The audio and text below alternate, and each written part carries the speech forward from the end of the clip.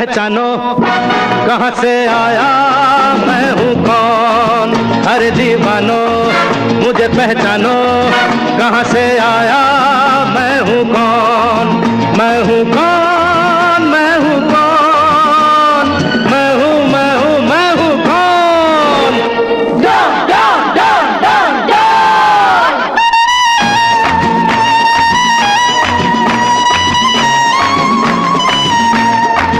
मैं हूँ डॉन, मैं हूँ डॉन, मैं हूँ मैं हूँ मैं हूँ डॉन।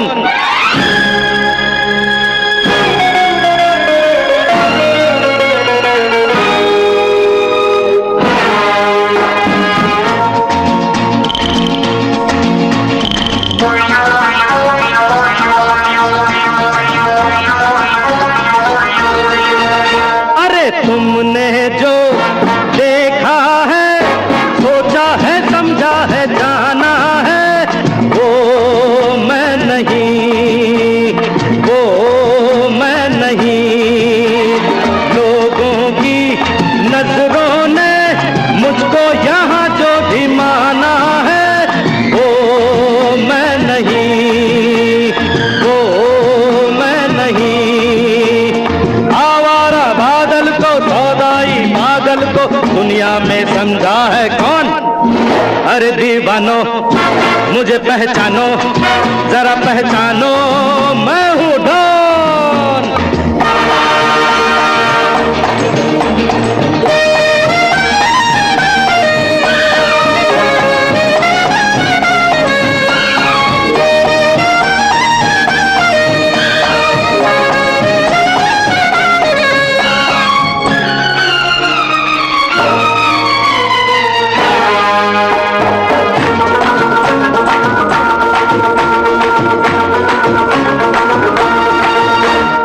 यारों का वो यार हूँ, यारी में ये जान लुटा दे जो। मैं हूँ वही, मैं हूँ वही।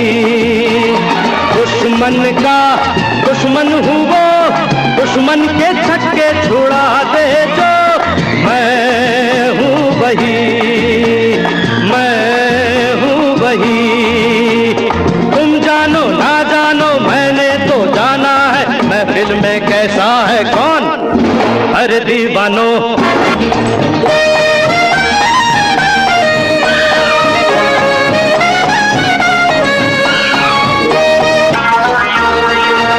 अरे तुमने जो देखा है, सोचा है, समझा है, जाना है, वो मैं नहीं, वो मैं नहीं। लोगों की नजरों ने मुझको यहाँ जो भी माना है, वो मैं नहीं, वो मैं नहीं। आवारा बादल को, सौदाई पागल को दुनिया में समझा है कौन। अरे दीवानो मुझे पहचानो, जरा पहचानो मैं हूँ डॉन।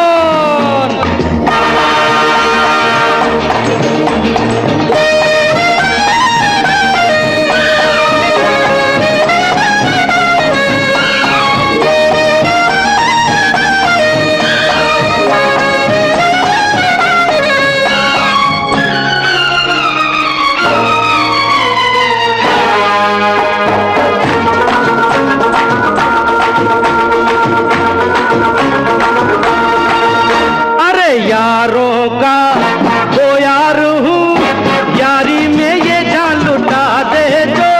मैं हूँ वही, मैं हूँ वही।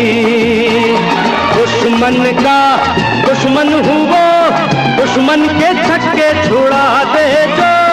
मैं हूँ वही, मैं हूँ वही। तुम जानो ना जानो मैंने तो जाना है, महफिल में कैसा है कौन। अरे दीवानो मुझे पहचानो, जरा पहचानो मैं हूँ डॉन, मैं हूँ डॉन, मैं हूँ डॉन, मैं हूँ मैं हूँ मैं हूँ डॉन।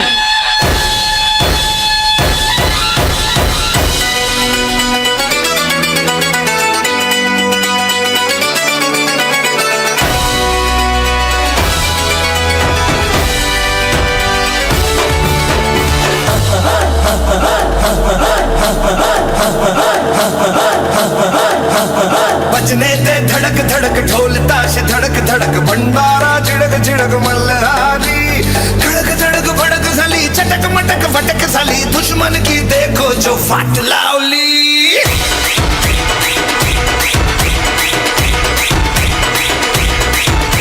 अरे बजने दे धड़क धड़क ढोल ताशे धड़क धड़क भंडारा चिड़क चिड़क मल्हारी।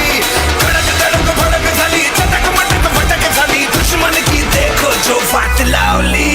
बजने दे धड़क धड़क ढोल ताशे धड़क धड़क भंडारा चिड़क चिड़क मल्हारी। धड़क धड़क भड़क झाली चटक मटक भटक झाली दुश्मन की देखो जो फाट लावली।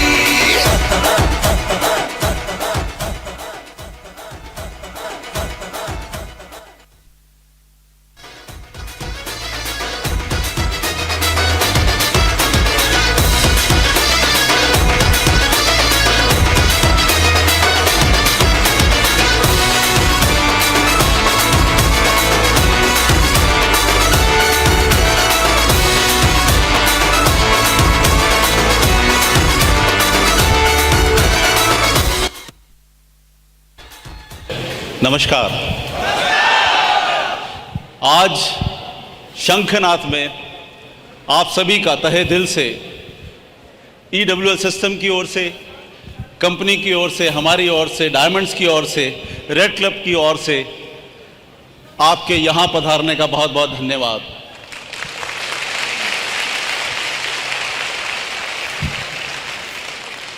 ये शंखनाद है दोस्तों,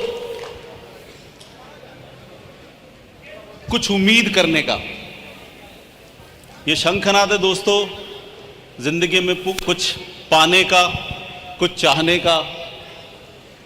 ये शंखनाद है उस उम्मीद के लिए जिसके बारे में कभी आपने सोचा।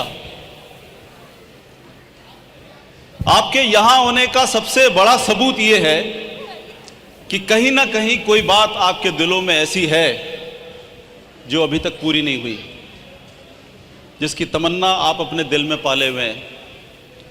शायद कुछ अच्छा होने की उम्मीद अपनी जिंदगी में। ऐसा है? ऐसा है ना? और वो क्या है? क्या वो पैसा है? क्या वो खुशी है क्या? डायमंड बनना है? सबको डायमंड बनना है यहां। और डायमंड बन के क्या हासिल करोगे? अगर आप डायमंड बन के क्या हासिल करोगे? सबको डायमंड बनना है, यहां जो आता है उसको डायमंड बनना है, लेकिन हासिल क्या करोगे? क्या चाह रहे हो? अगर आप डायमंड बन जाए तो क्या हो जाएगा आपकी जिंदगी में? क्या हो जाएगा? है? शान की जिंदगी हो जाएगी। शान की जिंदगी हो जाएगी, बहुत अच्छी बात है। किस तरह की शान? मैं हीरो बन जाऊंगा, मेरे पास बंगला गाड़ी हो जाएगी, है ना? ऐसा ही है कुछ? बहुत अच्छी बात है। हर किसी को एक उम्मीद है कि वो अपने जीवन को बेहतर बना के जिए। हर किसी की तमन्ना है कि वो अपने जीवन को अच्छे से अच्छा करे ताकि उसको कभी भी दुख ना हो। पर यह दुख होता क्यों है? होता क्यों है? इसलिए होता है कि जब हमारा साथी, हमारा पड़ोसी अच्छी गाड़ी लेता है, अच्छा घर लेता है, अपनी ज़िंदगी अच्छे से निकालता है, तो कहीं ना कहीं हमें एहसास होता है कि यार ये सब कुछ हमारे पास क्यों नहीं है ना? और अगर सभी एक तरह के लोग हैं तो किसी को कोई उम्मीद जगती है? अगर आप जंगल में हो तो ये उम्मीद करेंगे कि हमारे पास कुछ ऐसा हो जाए? कभी नहीं करेंगे।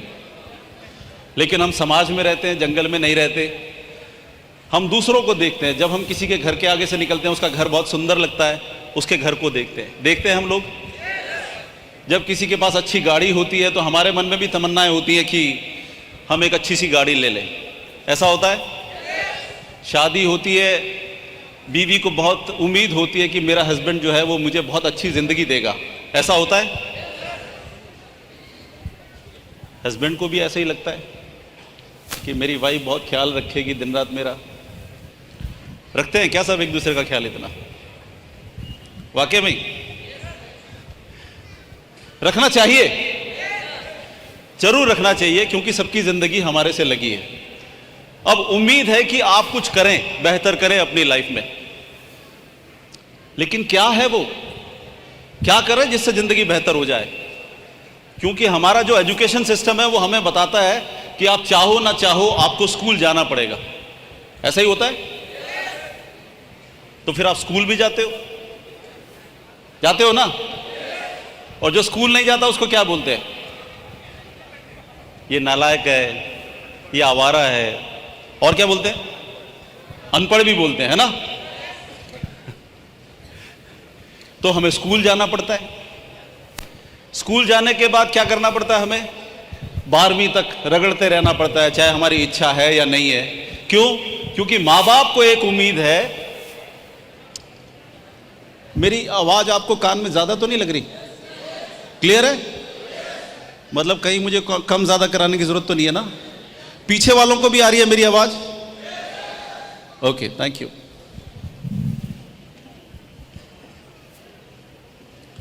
तो दोस्तों, ये जो उम्मीद हम लोग कर रहे हैं एक दूसरे से, हम स्कूल में पढ़ने जा रहे हैं, स्कूल में जा रहे हैं, नहीं चाहते स्कूल में जाना है, लेकिन हमें स्कूल भेज दिया जाता है, और हम चाहे ना चाहे 11वीं 12वीं तक पढ़ते हैं स्कूल में जा करके। 12 साल जाके पढ़ते हैं हम। हाँ बोलते हो आप? अगर आप हाँ और ना बोलते रहोगे तो मुझे अच्छा लगेगा, क्योंकि बहुत ही डिस्ट्रैक्शन है यहाँ पर। इधर एक मच्छी बाजार बना हुआ है, कोई किसी का ध्यान नहीं रख रहा, सब घूम रहे हैं बस। पता नहीं इनको बहुत काम है यहाँ पर, मुझे समझ नहीं आ रही है। जो लोग बाहर हैं उनको बाहर ही रहने दो, उसको अंदर मत आने दो अब।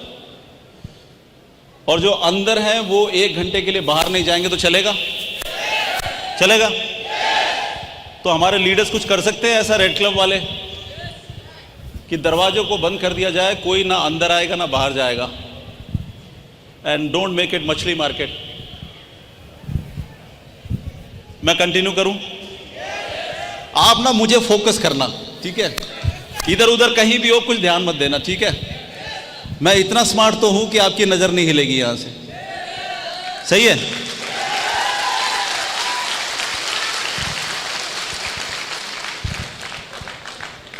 देखो, ये मेरी आदत है ऐसे बोलते रहना, तो आप बहुत ज्यादा खुश मत होना। मैं अपने आप को खुश करता रहता हूं ऐसे बोल बोल के, ठीक है? ये दुनिया जाले में कोई किसी की तारीफ नहीं करता, तो मुझे बार बार बोल के करवानी पड़ती है। तो मैं जब भी बोल दूं कि मैं स्मार्ट लग रहा हूं तो आप थोड़ा खुश हो जाना, ताली वाली बजा देना, मैं थोड़ा चार्ज रहूंगा, ठीक है?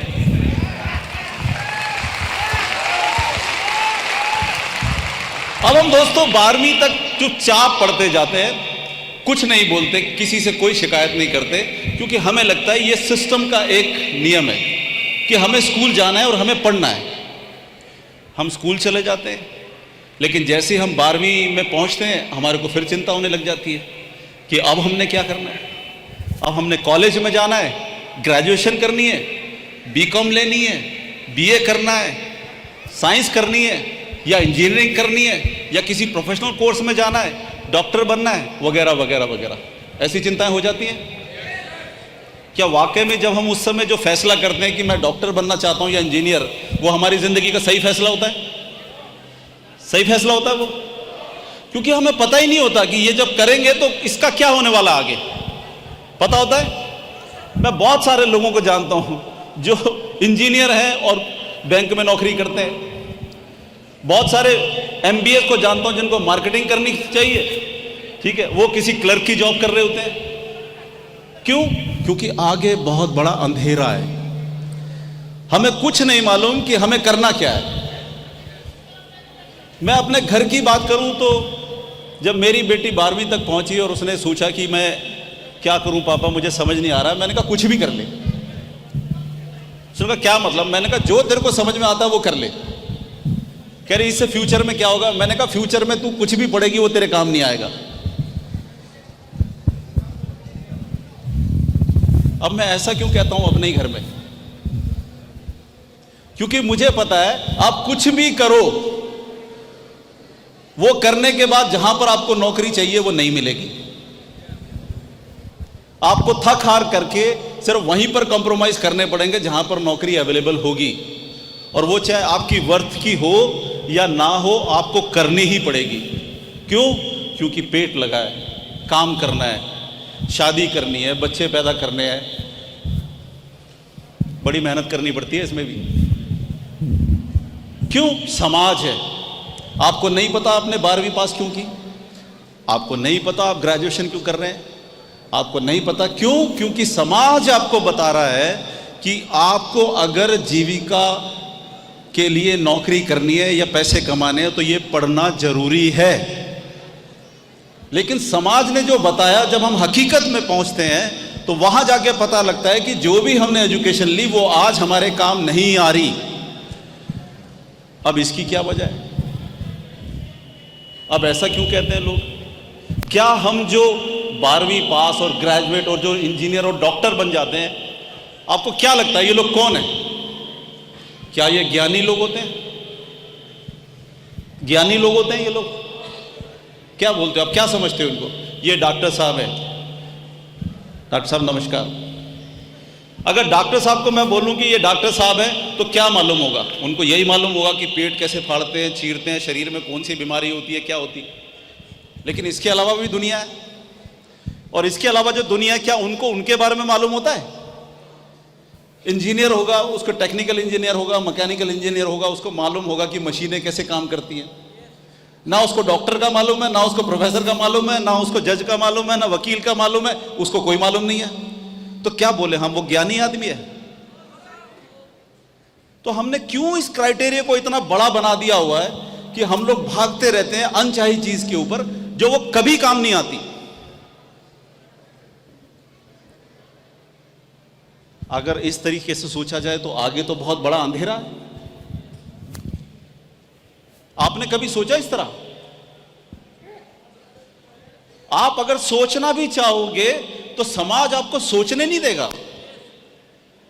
आपको बेवकूफ बोलेगा, आपको गधा बोलेगा, आपको नालायक बोलेगा, तुम फालतू की बात बोलते हो, फालतू की बात करते हो, तुम्हारा दिमाग नहीं चलता, और ना जाने कितने अलंकार तुम पे लगाएगा। सही है? सही बात है। तो क्या हम दुनिया में कुछ अलग नहीं सोचें? सोचना तो पड़ेगा। फिर क्या सोचें? मैं आपको बताना चाहता हूं कि 1987 में मेरी नौकरी लगी, सब इंस्पेक्टर CISF। आपको पता है CISF क्या है? CISF क्या है आपको मालूम है किसी को? सेंट्रल इंडस्ट्रियल सिक्योरिटी फोर्स, आपको मालूम है किसी को? ये फौज है एक देश की, आपको मालूम है? आपको एयरपोर्ट्स पे मिलती है, बड़ी बड़ी इंडस्ट्रीज जहां पर है वहां पर ये होती है। आपने किसी ने देखा CISF के लोगों को?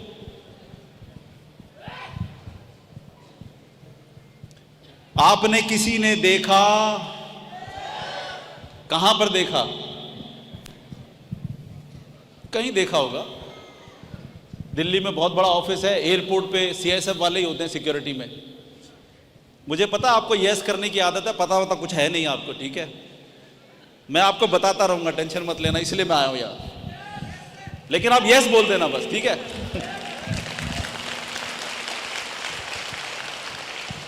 1987 में सब इंस्पेक्टर CISF की नौकरी लगी मेरी। अब क्या था कि पिताजी मेरे बहुत बिंदास थे, पढ़ाने में ज्यादा इंटरेस्टेड नहीं थे मुझे, और उनका भी यही ख्याल था कि पढ़ लिख के कुछ हासिल वासिल नहीं होता है, इसलिए जितनी जल्दी हो जाए नौकरी करो। 12वीं पास करते ही उन्होंने मेरे को बोलना शुरू कर दिया था कि मैंने तुम्हें 12वीं तक पढ़ा दिया है, अब नौकरी करो। 12वीं पास करने के बाद अगर आप उस अवस्था में हो तो आप क्या सोच रहे होंगे? क्या सोच रहे होंगे? सब लोगों ने 12वीं पास की है। 12वीं पास करते ही क्या ख्याल आ रहा होता है? मैं कॉलेज में जाऊंगा, है ना, कोएड कॉलेज में जाऊंगा, लड़कियां भी मेरे साथ पढ़ेंगी, मेरी दोस्त बनेंगी, और जिंदगी का मजा आ जाएगा। क्यों? क्योंकि पहली से 12वीं तक यही सोचते रहे कि यार कॉलेज में को एजुकेशन होती है, यहां क्यों नहीं है? नहीं है। और हम तो सरकारी स्कूलों के पढ़े हैं। इधर तो बेचारे लड़कियों का स्कूल सुबह लगता है और लड़कों का शाम को लगता है, दोपहर बाद। हमारे पिताजी इतने अमीर तो थे नहीं कि हमें किसी मॉडल स्कूल में पढ़ा देते। ये आप ही के दिल की बात कर रहा हूं मैं, हाथ रखे रहो यहां पर। आपके साथ भी ऐसा हो चुका है, हुआ है ना। अब 12वीं के बाद एक ही ख्याल आता है कि भाई कॉलेज चले जाएं, कुछ हमारी जिंदगी अच्छी हो जाएगी, कुछ दोस्त बन जाएगी, अच्छा लगेगा। लेकिन पिताजी ने कह दिया कि अब पढ़ने की कोई जरूरत नहीं है, नौकरी करो।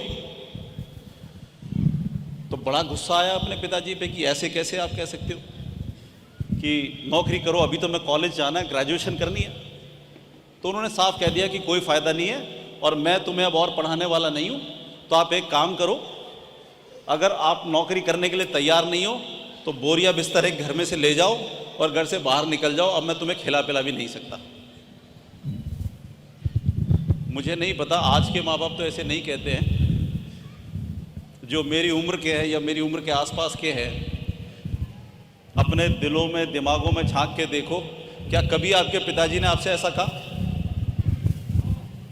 मुझे लगता है मेरे पिताजी rare of the rarest case थे। बड़ी मुश्किल से पाए जाने वाले व्यक्ति ऐसे जो अपनी औलाद को ये कह दें कि भैया या तो नौकरी करो या बोरी बिस्तर लेके घर से निकल जाओ। उस समय बड़ा गुस्सा आया। कहानी लंबी नहीं करूंगा क्योंकि तथ्य पे रहना चाहता हूं, बहुत सारी स्टोरीज है इसके पीछे। लेकिन उन्होंने एक जज्बा डाल दिया अंदर कि जब तक नौकरी नहीं करोगे तब तक तुम्हें यह पता नहीं लगेगा कि तुम्हारी इस दुनिया में औकात क्या है। सही है कि नहीं? आप कितने भी स्मार्ट हो, कितने भी नंबर लेके आते हो, जब नौकरी के लिए जाते हो तभी आपको पता लगता है ना कि आपकी औकात कितने की है। और हम लोग क्या है, वो औकात लिख के देते हैं बायोडाटा में कि सर मेरा कैरेक्टर बहुत अच्छा है, मैं यहाँ से पढ़ा लिखा हूँ, मैंने यहाँ से इतने नंबर लिए हैं, मेरी डिग्री इतनी है, और मुझे आपका जॉब प्रोफाइल पसंद है जिसमें 8 घंटे की नौकरी है, मैं 8 घंटे की नौकरी में बड़ा आपके सेटिस्फेक्शन के साथ काम करूँगा और मुझे इतने हज़ार की सैलरी एक्सपेक्टेड है। लिखते हैं आप इस बायोडाटा में? आप लोगों ने लिखे? मैं बोल रहा था लिखे हो या ना लिखे हो, हाँ बोल देना बस, ठीक है। लिखे होंगे, नहीं लिखे होंगे, लिखने पड़ेंगे, नहीं तो लिखवाए होंगे। लिखने ही पड़ते हैं। एक्चुअली वो है क्या? वही है हमारी औकात। जब हम नीचे लिखते हैं कि मैं 6,000 सैलरी में काम कर लूँगा, मैं 10,000 सैलरी में काम कर लूँगा, मैं 50,000 रुपये की सैलरी में काम कर लूँगा, एक्चुअली वो हमारी औकात है। हम अपने आप को कहते हैं कि बस अगर आप इतना दे दोगे तो सुबह से लेकर शाम तक हम आपको दंडवत प्रणाम करते रहेंगे, आप जो मर्जी कहना, आपका काम ठीक से नहीं हुआ तो मुझे गाली भी देना, माँ बहन भी करना, जो करना है करना, लेकिन भगवान के लिए मुझे नौकरी पे रख लो क्योंकि भाई मेरे पास रोटी खाने का जुगाड़ नहीं है। ऐसे ही करते हैं हम, ये सच्चाई है। 4 महीने आप नौकरी करके अगर 5वें महीने अगर एम्प्लॉयर आपका कह देना कि भाई मेरे पास नौकरी नहीं है, घर जाओ, तो आपकी पैंट गीली हो जाती है। होती है नहीं होती? क्योंकि घर में बीवी है, बच्चे हैं। नहीं तो आपको लगता है कि माँ बाप क्या सोचेंगे कि भाई मैं काबिल नहीं निकला, मुझे नौकरी से क्यों निकाल दिया। आप सही भी हो तो अभी 100 सवाल आपके ऊपर खड़े हो जाते हैं। क्यों? क्योंकि अब आपके पास नौकरी नहीं है, अब आपके पास कमाने का कोई तरीका नहीं है। समाज ने जो भी कुछ हमें बताया, सिखाया, पढ़ाया, वो हमारे काम नहीं आ रहा, लेकिन उसके लिए दोषी भी हम ही हैं। क्यों? क्योंकि नौकरी नहीं है।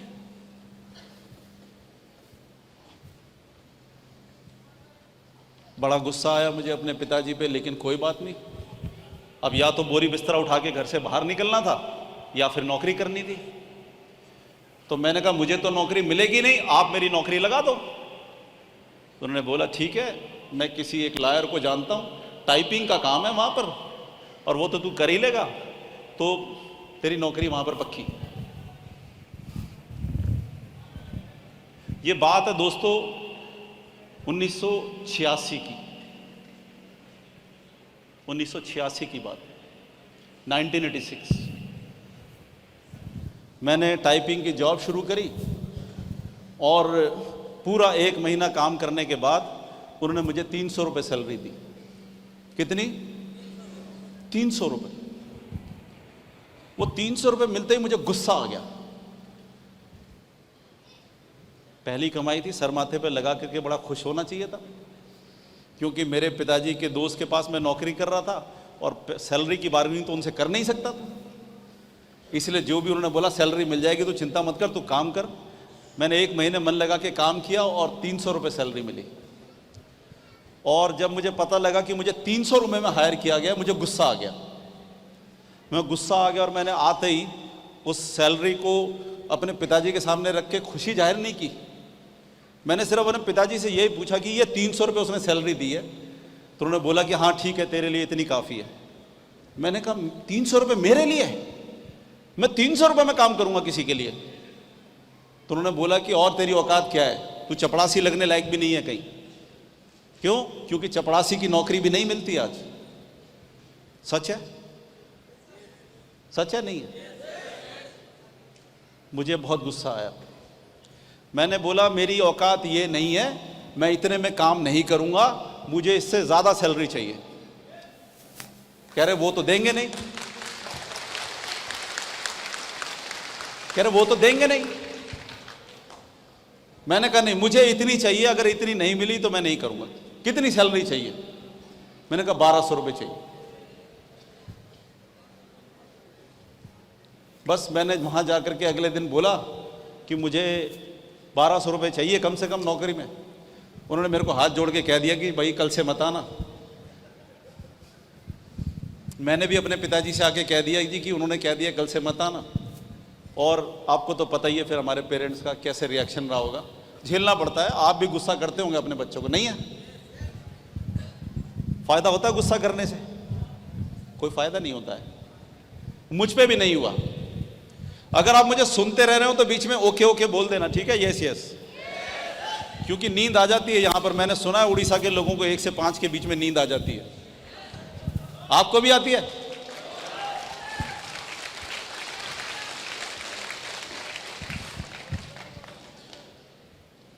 अब क्या हुआ कि मेरे पिताजी फिर मेरे पीछे लग गए कि भाई नौकरी कराओ, इस लड़के को नौकरी करानी पड़ेगी, नहीं तो कैसे काम चलेगा।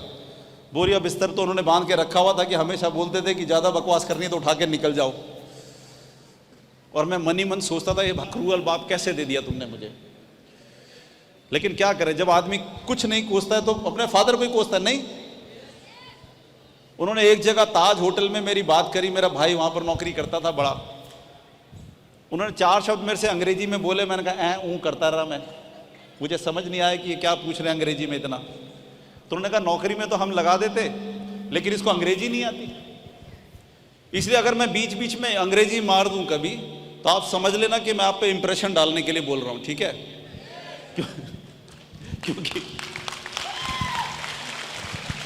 क्योंकि हमें उस वक्त पता लगा था कि भाई इंप्रेशन डालने के लिए और नौकरी करने के लिए अंग्रेजी आनी बहुत जरूरी है। उसका भी कसूर मैंने अपने पिताजी पे ही डाल दिया कि आपकी वजह से मुझे नौकरी नहीं मिली, क्योंकि अगर आपने मुझे किसी कॉन्वेंट स्कूल में डाला होता तो मैं कम से कम अंग्रेजी तो बोल सकता था। ये ताली आपको इसलिए बजानी चाहिए क्योंकि ये सब काम आप अपने घर में भी करते हो।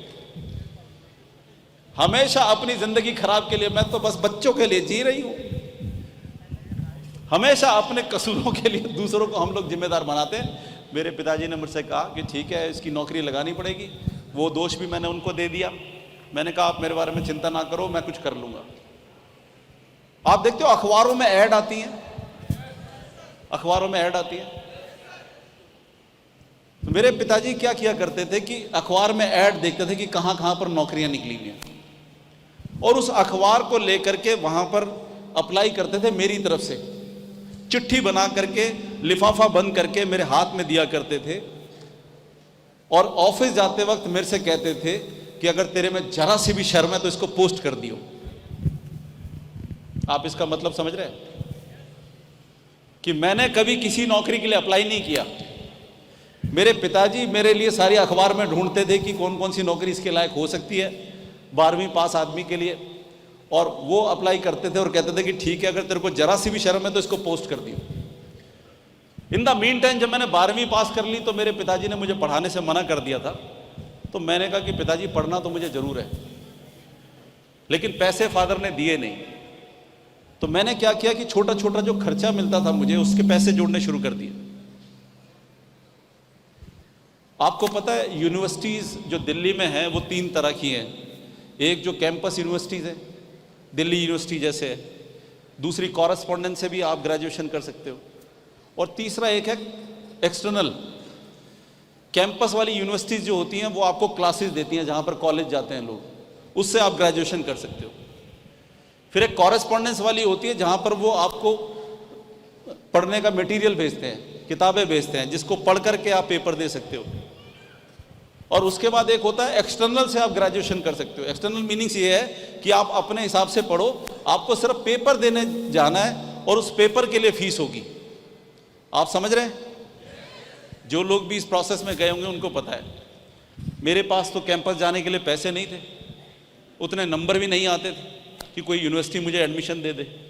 कॉरेस्पॉन्डेंस में मैं गया तो कॉरेस्पॉन्डेंस में मैंने पता किया 500 रुपये लगते थे उस वक्त कॉरेस्पॉन्डेंस से ग्रेजुएशन करने के लिए। मैंने कहा 500 रुपये तो मैं नहीं दे सकता, फिर क्या करूंगा? तो मैंने एक्सटर्नल पता किया, मुझे किसी ने बताया एक्सटर्नल से भी ग्रेजुएशन होती है।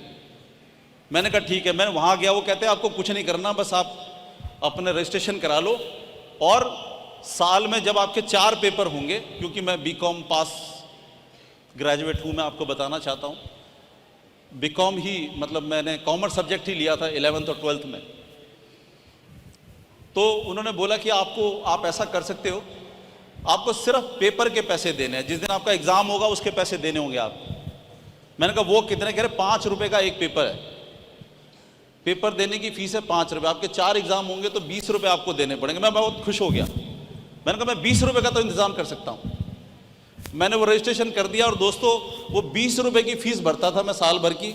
इधर मेरे पिताजी मेरी नौकरी के पीछे लगे रहते थे और मैं घर में ही बैठ के पढ़ाई करता था। एक्सटर्नल से मैंने ग्रेजुएशन की अपने पैसे से, अपने पैसे से। मैं सिर्फ आपको यह बता रहा हूं कि जिसने कुछ करना है जिंदगी में, अभी क्योंकि सवाल आता है यार ये कौन सी स्टोरी सुनानी शुरू कर दी मैंने, इससे आपकी जिंदगी का क्या मतलब है? हर किसी का मतलब है इन बातों से, हर किसी का मतलब इसीलिए है दोस्तों, क्योंकि आपको मालूम होना चाहिए कि अगर हम कहावत बोलते हैं होनहार बीरबल के होते चिकने पात, तो वो लोग कैसे होते हैं।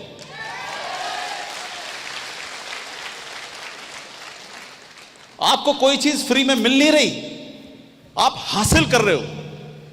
कुछ भी आपके लिए बिछा हुआ नहीं है, लेकिन आप हासिल कर रहे हो, और हासिल करने के लिए आप क्या क्या प्रयास कर रहे हो उसको आपको समझना होगा। ग्रेजुएशन कर ली, पिताजी ने चिट्ठियां भिजवाते रहते थे मुझे, और उन्होंने एक चिट्ठी भिजवाई और वहां से मुझे कॉल आ गया, मुझे इंटरव्यू के लिए कॉल आ गया। और मेरे पिताजी बहुत खुश हो गए कि देखो यार, नारायणा की एक कंपनी है, मैं उसका नाम भी आपको बताता हूँ, क्वालिटी ऑफसेट प्रिंटर, नारायणा में है वो, आज भी है, बहुत बड़ी फैक्ट्री है। वहाँ पर मुझे इंटरव्यू के लिए बुलाया गया, और देखो मैंने सिर्फ 1 महीने नौकरी की थी, 1 महीने। उन्होंने मेरे से पूछा कि आपके पास कितना एक्सपीरियंस है?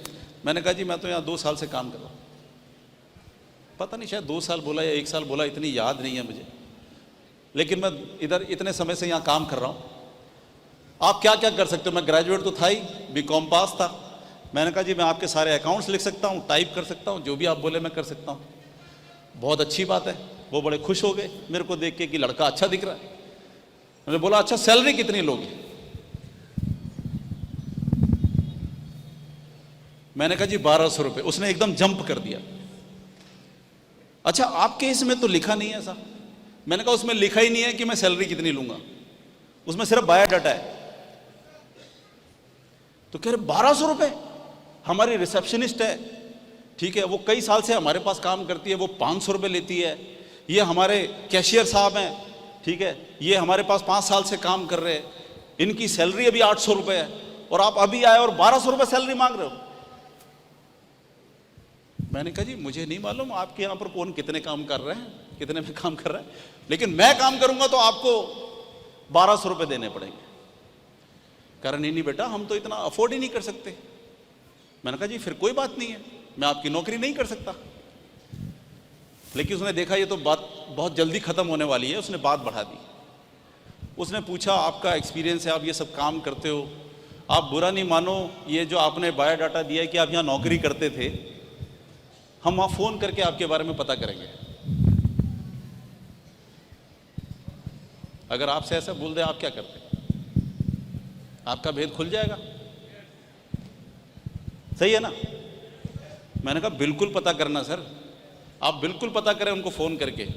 लेकिन एक बात ध्यान रखना, मेरे पिताजी के दोस्त हैं, अगर उनको ये पता लग गया कि मैं कहीं और नौकरी देख रहा हूं तो मुझे जाने नहीं देंगे, फिर मैं आपके यहाँ नौकरी नहीं कर पाऊंगा।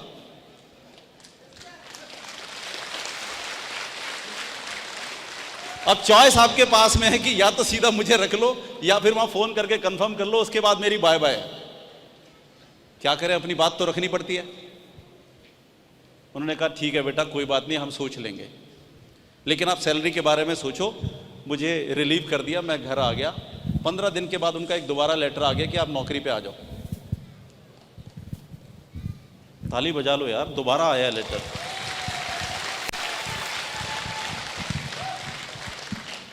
ये बात भी समझने वाली है कि याचक मैं हूं, लेकिन बात ये कर रहा हूं कि इतने में काम करूंगा। करवाना है तो करवाओ, नहीं करवाना तो कोई नहीं, हम अपनी जिंदगी में मस्त हैं। मुझे बुलाया, मुझे समझाया प्यार से, और मुझे 1000 रुपये में सेटल किया कि बेटा 1000 रुपये ले लो। मैंने कहा नहीं, मुझे नहीं चाहिए पैसे। आप एक काम करो, मैं आपको एक ऑफर देता हूं, मैं आपके यहां फ्री में काम करूंगा। आप कह रहे हो ये 5 साल तक काम करता है आपके यहां पर, तब आपकी 800 रुपये सैलरी है। मैं 1 महीने आपके यहां फ्री में काम करता हूं, और अगर आपको लगे कि मैं वर्थ हूं उस पैसे के तो मुझे आप पैसे दे देना, नहीं तो मुझे सैलरी नहीं चाहिए जयराम जी की।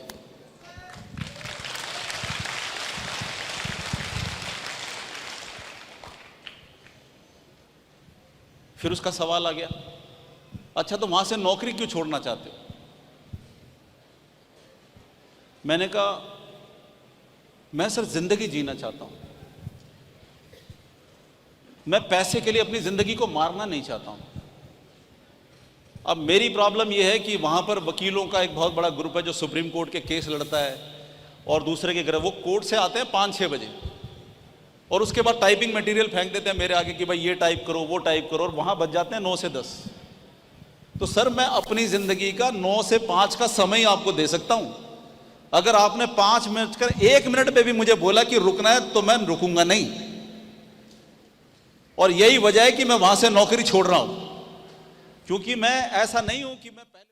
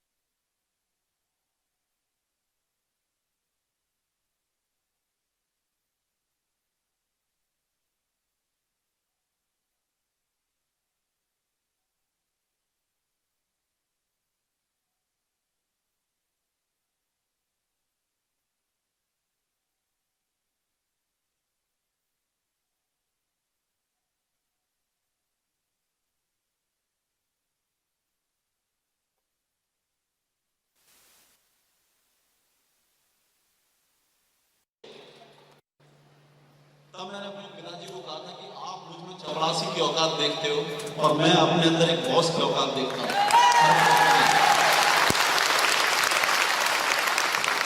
अब सवाल यह है कि आप अपने अंदर क्या देख रहे हो? क्या देख रहे हो, चपरासी या बॉस? अब बॉस बनना है तो फिर मेहनत भी करनी पड़ेगी, बॉस बनना है तो कुछ अलग काम भी करना पड़ेगा। और वो अलग काम क्या है? क्योंकि हमें तो समाज ने सिखाया नौकरी करो, बिजनेस करो, और वो बिजनेस क्या होता है? दुकान खोलो, दुकान खोलो, कोई सामान बेचने लगो या सामान बनाने लगो या कुछ करने लगो, ऐसे ही कुछ करो। लेकिन जब इन लोगों के काम की तरफ देखोगे तो आपको लगेगा कि ये लोग भी बहुत दुखी है कि नहीं? माल बनाने वाला दुकान दुकान पे जाके कहता है कि बेचारा मेरा माल बेच दो, मेरा माल बेच दो, मेरा माल बेच दो, कहता है नहीं कहता है? एडवर्टाइजमेंट करता है और दुकानदार उसे क्या जब वो पेमेंट मांगने जाता है तो क्या कहता है, भाई यार सवेरे तुमने शक्ति पूरी बोनी खराब कर दी, शाम को आया करो यार, सुबह मत आया करो। कहता नहीं कहता है? और तुम्हें यह समझ नहीं आएगी भाई मैं मालिक हूं, मैं फैक्ट्री का मालिक हूं, मैं माल बनाता हूं, मैं माल बेच रहा हूं। और उसके बाद दुकानदार 1 मिनट में कह देता है यार सुबह सुबह शक्ल मत दिखाया करो अपनी। कैसा लगता है? कैसा लगता है? एक भिखारी से ज्यादा हालत है हमारी, हमारे सिस्टम की। यहां कोई ईमानदार नहीं है, हर कोई आदमी दूसरे का माल दबा करके ही पैसे कमाना चाहता है। कमाता है नहीं कमाता बताओ? समाज हमारा ईमानदार नहीं है, वो किसी के दुख में दुखी नहीं होता है, वो उसके दुख में अपना सुख ढूंढ रहा होता है। कैसे मैं इसकी जगह पे जाके बैठ जाऊं, कैसे मैं इसका कुछ ऐसा कर दूं कि भाई कुछ मेरे पास में आ जाए। ये हमारा समाज है। अब आप अपने अंदर बॉस देख रहे हो, लेकिन हरकतें क्या हैं कि आपके पास समय नहीं है। क्यों समय नहीं है? क्योंकि आप जो हो बंधनों में बंधे हो।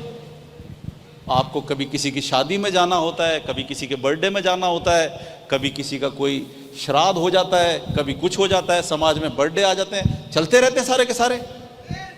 और हम क्या लगे हैं, आज मेरी फूफी का ये है, आज मेरे चाचा का ये है, आज मामा जी घर पे आ गए थे, आज भाई ने ये बोल दिया, आज भाई के ससुर के चाचे के नाती के पास में चला गया था, इसलिए ज़िंदगी इसी में कट रही है। और करते क्या हो भाई? करने के लिए तो तब करूंगा जब कुछ काम मिलेगा। आप अगर फ्री हो और आप अगर फ्री में अवेलेबल हो तो हर एक आदमी आपका फायदा उठाएगा।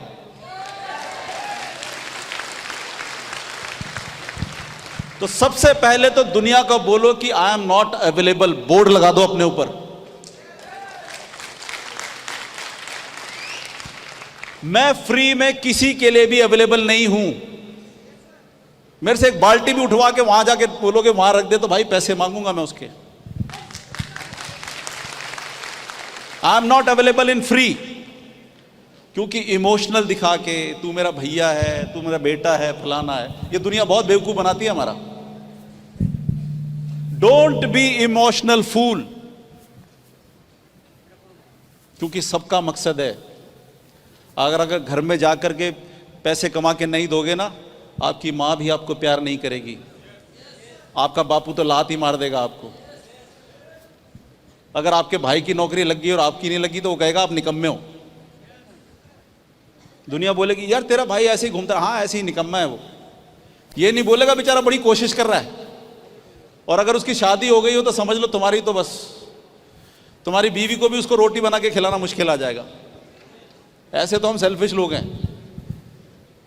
भैया सारे काम करेगा, बाहर के जाके काम करेगा, फल सब कुछ करेगा, इधर जाएगा उधर जाएगा, लेकिन अगर 2 रोटी उसको टाइम से चाहिए होगी तो क्या है यार, करता तो कुछ है नहीं। समझ रहे हो? सबसे पहले क्या करना है, I am not available in free.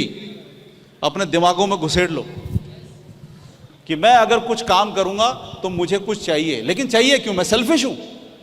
मैं सेल्फिश नहीं हूं यार, क्योंकि मेरे बीवी है, मेरे बच्चे हैं, मेरे दोस्त हैं, मेरे पिताजी हैं, मम्मी है, उनकी चाहते हैं कुछ मेरे से। अगर मैंने उनके लिए कुछ नहीं कमाया तो वो मेरे को इज्जत नहीं करेंगे, मुझे सम्मान नहीं करेंगे। मैं 12वीं पास हो गया, मैं ग्रेजुएट हो गया, मैं इंजीनियर हो गया, मैं डॉक्टर हो गया, प्रोफेशनल हो गया, लेकिन काम नहीं है मेरे पास।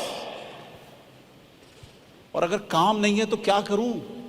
किसके पास जाके हाथ जोड़ूं? किसको कहूं कि आप मुझे नौकरी दे दो? बैगिंग अच्छी चीज है? बैगिंग बिल्कुल भी अच्छी चीज नहीं है।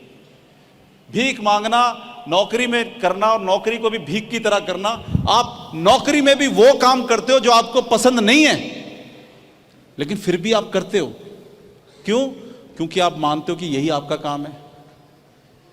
मेरे पिताजी ने मेरे को टर्नर का कोर्स करवाया कि भाई ग्रेजुएशन का कोई फायदा नहीं है, क्योंकि मैं उनसे कहता था मुझे ग्रेजुएशन करनी है। उन्होंने मुझे टर्नर का कोर्स करवाया। टर्नर जानते हैं आप क्या होता है? लेथ मशीन जानते हैं क्या होता है? लेथ मशीन, लेथ मशीन जानते हैं? मदर ऑफ ऑल मशीन बोलते हैं। जितनी भी मशीन होती हैं आपकी दुनिया में, जितनी भी मशीन, उनकी मदर ऑफ ऑल मशीन बोलते हैं, क्योंकि उस मशीन के ऊपर दुनिया की सारी बड़ी मशीनों के काम हो जाते हैं। उन्होंने मुझे, उनका एक दोस्त था जो लेफ्टिनेंट गवर्नर का पीए था, उसका नाम भी कटूच ही था। हमारे गांव के थे, इन्होंने उनको बोल करके मेरे को टर्नर का कोर्स करवा दिया।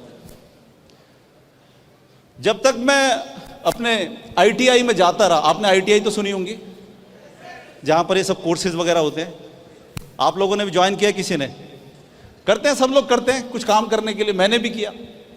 1 साल वहां पे काम किया, कॉलेज जैसा माहौल था, ठीक है, लेथ मशीन में कुछ हाथ वाथ काले हो जाते थे, कोई फर्क नहीं पड़ता था क्योंकि साफ सुथरा माहौल था। लेकिन जैसे ही 3 साल का अप्रेंटिस करने के लिए मैं फैक्ट्री में गया, मैंने देखा बहुत गंदा माहौल है वहां पर। तो इतना कूड़ा करकट गंदा, सब कुछ इतना गंदा फैक्ट्रियों में, आप कभी घुसोगे तो देखोगे कि बहुत गंदा माहौल था। मैंने देखा कि भाई इतने गंदे में मैं रहूंगा कैसे, इतने गंदे में रहूंगा कैसे मैं? तो मुझे समझ में आ गया कि मैं गलती से एक ऐसी जगह पे आ गया हूं जो मेरे लिए नहीं बना। और दूसरी बात यह थी, क्योंकि मैं 1 साल का कोर्स करके फैक्ट्री में गया था, तो फैक्ट्री वाले भी मेरे से काम नहीं कराते थे। उन्होंने लेबर का काम दे दिया कि भाई ये इतनी भारी चीज है मशीन में, इसको फिट करो, यहां से उठा के वहां रख दो, वहां से उठा के यहां रख दो। अब जो अंदर से ही आदमी बॉस है, वो ये काम करेगा? करेगा क्या? मैंने सीधा मैनेजर से पूछा, मैंने कहा जी फोरमैन फैक्ट्री में फोरमैन है, तो मैंने उससे पूछा जी ये काम मेरे नहीं है, ये तो लेबर के काम है। तो उसने मुझे कहा और तू क्या है? मैंने कहा भाई मैं इंजीनियर हूं, मैं लेथ मैकेनिक हूं, मैं लेबर नहीं हूं। करने नहीं, चल चल तेरे जैसे बड़े लोग देखे हैं हमने यहां। अब फोरमैन तो मालिक होता है फैक्ट्री का, मुझे बोलता है कि भाई तेरे जैसे बड़े देखे हैं हमने। मैंने भी कहा भाई ये लेबर है, अगर तुम मुझे लेबर समझ रहे हो, मैं यहां पर लेबर का काम नहीं करूंगा। वहां पर एक फट्टा सा होता था, बस जा करके कपड़े बदलने, और वो रोज जाके लेट जाता था वहां पर। अब वो आके देखता रहता था, कुछ काम नहीं कर रहा, मेरे से काम तो नहीं करवा सकते? करवा सकते हैं? कोई आपसे जबरदस्ती काम करा सकता है? हम लोग जो भी काम कर रहे हैं मैं आपसे जबरदस्ती करा सकता हूं? जब तक आपकी इच्छा नहीं होगी नहीं कर सकते ना। तो मैंने भी नहीं किया।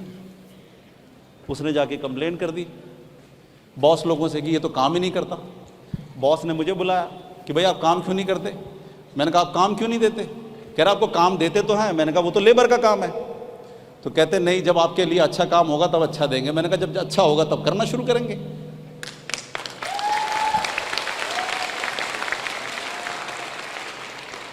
सिर्फ ये देखना कि ये जीन्स है कि नहीं है आप में, अपने लिए कुछ पाने का, कुछ हक का, अपनी इच्छा से करने का वो जीन्स है कि नहीं है? या हर जगह जाके सरेंडर कर जाते हो, बाबूजी दंडवत प्रणाम, बस मुझे नौकरी दे दो, ये तो नहीं करते हो। एक किस्सा और सुना देता हूं। जब मैं उस क्वालिटी ऑफसेट प्रिंटर में मैं लगा, सिर्फ 6 महीने काम किया मैंने, सिर्फ 6 महीने। और जो बताता था कि जो मेरा कैशियर है जी, ये 5 साल से काम कर रहा है, इसकी 800 रुपये सैलरी है। आपको मैं यकीन में लाऊं कि वो कैशियर का भी और मैं अपना भी काम सिर्फ 2 घंटे में खत्म कर देता था। 2 घंटे में। और उसके बाद क्या काम है? कुछ नहीं, पेपर वेट लेके टेबल पे घुमाता रहता था ऐसे। फालतू आदमी क्या काम करते हैं? टेबल के ऊपर क्या होता है? पेपर वेट ही होता है, उसी से खेल सकते, और तो कुछ है नहीं। तो मेरा काम यह था कि बस वो जो वहां पर चपड़ासी था उसको ये बोलता था भाई चाय ले आ, ठीक है, और चाय के साथ बिस्कुट लिया, और बस वो टेबल ऐसे घुमाता रहता 2 घंटे। मतलब मैं ऑफिस में काम कर रहा था फैक्ट्री की, तो वहां फॉरमैन साहब आ गए नीचे से ऊपर। अब उनका इतना रौब था कि वो जहां से भी जाते थे सबकी हवा टाइट हो जाती थी। आपने किसी ने किया है फैक्ट्री में काम? जानते हो फॉरमैन क्या होता है? फॉरमैन की ताकत भी मालूम है क्या है? मालिक होता है वो, या समझो मालिक के नीचे होता है दूसरा। उसने मुझे कहा आप क्या करते हो? आप यार ये क्या करते हो? मैंने कहा देखते नहीं, मैं इसको घुमाता हूं। कह रहा आपके पास कोई काम नहीं है? मैंने कहा आपके पास कोई काम है तो बताओ।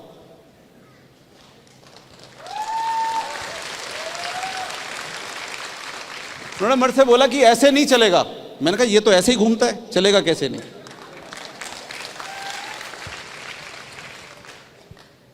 कहने लगा आप जानते नहीं हो मैं कौन हूं। मैंने कहा मैं जानता हूं, आप फोरमैन हो, लेकिन इसके आगे की जानकारी मैं आपको दे देता हूं। आपका काम फैक्ट्री में है, वहाँ जाके फोरमैन नहीं दिखाओ, ये ऑफिस है, यहाँ मैनेजर होता है। अगर कोई बात है तो मैनेजर मेरे से बात करेगा, फोरमैन का कोई काम नहीं है, निकलो यहाँ से।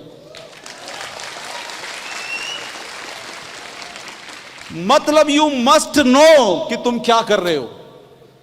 तुम्हें मालूम होना चाहिए कि तुम जिस जगह पे हो वो तुम्हारा कितना अधिकार है, उस जगह पे तुम्हारा कितना अधिकार है, तुम्हारी जिम्मेदारियां क्या हैं। आलू की तरह मत पहुंच जाओ कहीं पर भी। फोरमैन ने कंप्लेंट करी मालिक को, मालिक ने मुझे बुला लिया, कह रहा है जी आपके बारे में कंप्लेंट आ रही है। मैंने कहा बताइए। कह रहा है आप पेपर वेट घुमा रहे थे टेबल के ऊपर। मैंने कहा हाँ जी मेरे पास काम नहीं है। कह रहा आपके पास काम नहीं है। मैंने कहा हाँ जी मैं तो आपको कह रहा हूं मेरे पास काम नहीं है। उसका बेटा भी बैठा था साथ में। अब बेटों को तो गुस्सा आ जाएगा ना, बाप से कोई ऐसे बात करे तो कहने लगा अगर काम नहीं है तो आपका फायदा ही क्या है। मैंने कहा यही तो मैं आपको इतनी देर से कह रहा हूं कि मेरा कोई फायदा नहीं है आपको, आप निकाल दो मुझे नौकरी से। क्यों? क्योंकि जिस काम के लिए आप मुझे सैलरी दे रहे हो वो तो मैं 2 ही घंटे में खत्म कर देता हूं।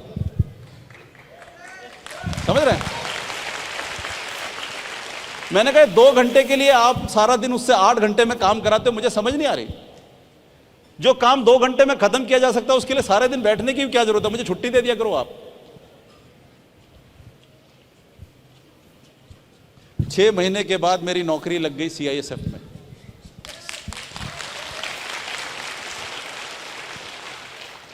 अब CISF में नौकरी लग गई मतलब पिताजी का तो सपना पूरा हो गया, क्योंकि वो चाहते थे कि कोई बेटा उनका गवर्नमेंट सर्वेंट हो जाए, गवर्नमेंट सर्वेंट हो जाए। उनकी तो खुशी का ठिकाना नहीं रहा कि मेरा बेटा सब इंस्पेक्टर लग गया। और जी बड़ी बड़ी जिसने भी मुझे बोला कि संजय यार तेरी तो जिंदगी बन गई, मुबारक हो, ये सब चीजें।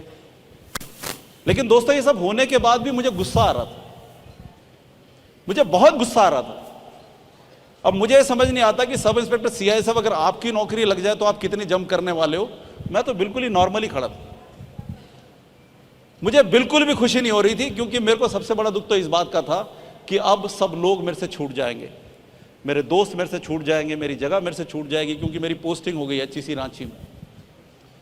मेरे अपने लोग जिनके साथ मैं जिंदगी जीना चाहता था वो सब लोग छूट जाएंगे। अब मैं कैसे इनसे मिलूंगा, मुझे तो इस बात का अफसोस हो रहा था। लेकिन जो भी मिलता था वो कहता था तेरी जिंदगी बन गई, तेरी जिंदगी बन गई, तेरी जिंदगी बन गई। और भाई तूने तो बहुत अच्छे कर्म किए होंगे, तेरी जिंदगी बन गई। तो जब एक किसी खास दोस्त ने मेरे से आके बोला यार कटोच मुबारक हो भाई तेरी जिंदगी बन गई, तो बहुत गुस्सा आ गया मुझे, बहुत गुस्सा आ गया मुझे। मैंने कहा यार कैसे जिंदगी बन गई यार, एक नौकरी लगी है, नौकरी लगने से जिंदगी कैसे बन जाती है आदमी की, मुझे समझ नहीं आया। पेट भरने का जुगाड़ हुआ है, जिंदगी नहीं बनी है। जिंदगी बहुत बड़ी होती है इससे। क्यों? क्योंकि मैंने अपने पिताजी को नौकरी करते हुए देखा। सेक्शन ऑफिसर रिटायर हुए वो, 5 भाई बहन थे हम लोग। खाने के लिए इतना नहीं था कि एक अगर शर्ट किसी की इस महीने सिलती थी तो अगले की अगले महीने सिलती थी। स्कूल जाने के लिए एक ड्रेस मिलती थी साल में, एक बार बन जाए तो दूसरी बार नंबर नहीं आता था। मुझे समझ नहीं आ रहा था कि भाई नौकरी लगने से ऐसे जिंदगी कैसे बन गई, और ये फिलॉसफी क्या है, ये साइकोलॉजी क्या है लोगों की। मैंने कहा भाई जिसने जिंदगी में कुछ नहीं करना ना, उसको ऐसे लगता कि बस नौकरी लगी अब तो मैं दामाद बन गया सरकार का, अब मुझे सरकार कभी निकालेगी नहीं और जिंदगी भर मेरी रोटी पानी का इंतजाम हो जाएगा, बीमार पड़ जाऊंगा तो सरकारी हॉस्पिटल काम आ जाएगा, चीजें उसकी मिलती रहेंगी तो मेरी जिंदगी बन गई। मैंने बोला नहीं भाई, जिंदगी नहीं बन गई है, जुगाड़ हो गया पेट का। क्योंकि मैंने कभी नहीं देखा या कभी नहीं सोचा कि सरकारी आदमी कोई अच्छी गाड़ी ले सकता है सैलरी में, कोई अच्छा घर बना सकता है, कोई कुछ नहीं कर सकता। नौकरी लग गई, नौकरी में चला गया मैं, वहाँ DIG साहब मिले, बहुत अच्छे थे, मिस्टर SS किरपेकर, मुझे नहीं मालूम इस दुनिया में है कि नहीं है वो। उनसे मेरा बहुत लगाव था, क्योंकि वो देखते थे यार दिल्ली का कोई एक अच्छा लड़का आया हुआ है हमारी यूनिट में, और हमारी यूनिट में हीरो जैसा है, इसके जैसा कोई दिखता नहीं है, तो वो मेरे से बात करते थे, दिल की बात करते थे ये कर। तो मैं उनको हमेशा अपने दिल की बात बताया करता, सर नौकरी में आ गया हूँ पर I am not meant for this. मुझे नौकरी सिर्फ गुलामी की तरह लगती है, मुझे ऐसा लगता है कि ये नौकरी भी मेरे लिए नहीं है। तो उन्होंने मेरे से कहा कि ऐसा नहीं है, शायद तुझे नौकरी बहुत आसानी से मिल गई है इसलिए तू उसकी परवाह नहीं कर रहा है। ऐसा होता है, जब कोई चीज़ आपको मिल जाती है तो आपको परवाह नहीं रहती उसकी। आप लोग सुन रहे हैं ना मुझे? आप लोग अगर नहीं सुनोगे तो भी बता देना, मैं उतर जाऊंगा नीचे। लेकिन क्या है, अगर मैं रुक जाऊं उतर जाऊंगा तो फिर कोई दूसरा आ जाएगा सुनाने। तो बेहतर क्या है, मुझे ही सुनते रहो आप। सही है कि नहीं? So keep your self excited. ये मैंने इंप्रेशन डालने के लिए बोला। अंग्रेजी मुझे आती है, ये मुझे सिखाया गया था जब मैं ऐसे किसी सेमिनार में जाता था, मीटिंगें लेता था, तो मुझे पीछे से आके मेरा एक दोस्त बोलता था, कटोच बीच बीच में अंग्रेजी मार भाई, अंग्रेजी मार। मैं क्यों? कह रहा भाई पता लिखना चाहिए, पढ़े लिखे लोग हैं इस बिजनेस के अंदर।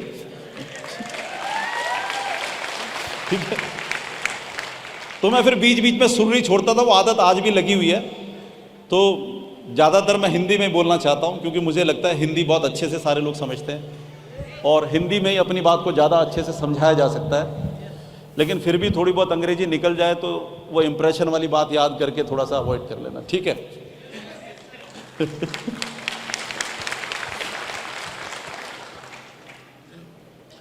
तो उन्होंने बोला नौकरी तेरे को आसानी से मिल गई है ना, इसलिए तुझे इसकी परवाह नहीं होती है। मैंने कहा नहीं सर, मुझे तो एक गुलामी की नौकरी लगती है और मैं इसके लिए नहीं बना। उन्होंने कहा चलो कोई बात नहीं। और जब भी कोई ऐसी बात होती थी, जब मेरा दिमाग घूमता था, जब मेरी किसी अफसर से लड़ाई हो जाए या कुछ हो जाए, तो आप यकीन करो यहाँ पर रखता था मैं जेब में रेजिग्नेशन, जेब के अंदर। अब मुश्किल ये थी कि नौकरी छोड़ नहीं सकता था, क्योंकि नौकरी अगर छोड़ देता तो कहते थे फौज का भगोड़ा है, फौज छोड़ के भागा है। आपने ऐसे शब्द सुने होंगे कभी अपने लाइफ में? सुने? फौज का भगोड़ा है, ये तो फौज छोड़ के भागा है। मैंने कहा अगर मैंने ऐसे कर दिया तो सारी जिंदगी मेरे पे दाग लग जाएंगे। नहीं, मैं कहा कैसे मुंह दिखाऊंगा, मुझे जो भी बोलेगा ये फौज का भगोड़ा है, फौज का भगोड़ा। इस बदनामी के साथ जीने का कोई फायदा नहीं है। तो मैं, आप यकीन करो कि जितने भी ऑर्डर निकलते थे, क्योंकि मैं रांची में था, हिंदू मुस्लिम वहाँ पर बहुत ज़्यादा हैं, और एक ही दिन पे वहाँ रामनवमी का भी होता था और ईद का भी जुलूस होता था, तो दोनों ऐसे क्रॉस करते थे। तो हमेशा वहाँ दंगे होने के चांस रहते थे। तो हमेशा हमारा एक ऑफिस ऑर्डर निकलता था कि भाई दंगे हो सकते हैं रांची के अंदर, कोई नहीं जाएगा। आउट ऑफ बाउंड एरिया कर देते थे उसको कि भाई फौज का कोई आदमी वहाँ जाना नहीं चाहिए। और जब वो ऑर्डर चिपकाते थे तो मैं बहुत जोर जोर के चिल्लाता, भाई मैं तो वहाँ जा रहा हूँ, जिसने रोकना मुझे रोक ले, ठीक है? खूब सुना सुना के लोगों को बोला करता था। अच्छा, आउट ऑफ बाउंड एरिया है, फिर तो मैं ज़रूर जाऊँगा चाहे कुछ भी हो जाए। और मुसलमान भाई भी हमारे बैठे हैं, बुरा ना माने, मैं रांची की बड़ी मस्जिदों में गया हूँ टोपी लगा के, वो छेद वाली टोपी मुझे बड़ी स्मार्ट लगती थी, ठीक है? मैं उस टोपी को पहन करके मस्जिदों में चला जाया करता था। गोरा मैं था ही, तो मुझे सब लोग कश्मीरी समझते थे। तो बीच बीच में ठीक है, बजा लो तालियां, ठीक है?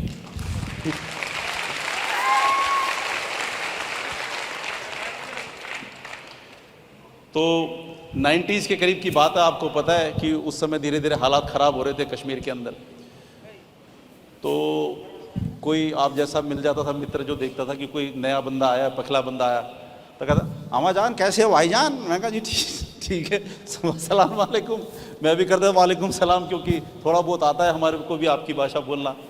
तो अमा मियाँ हमने सुना है यार कश्मीर में हालात बड़े ख़राब चल रहे हैं। जी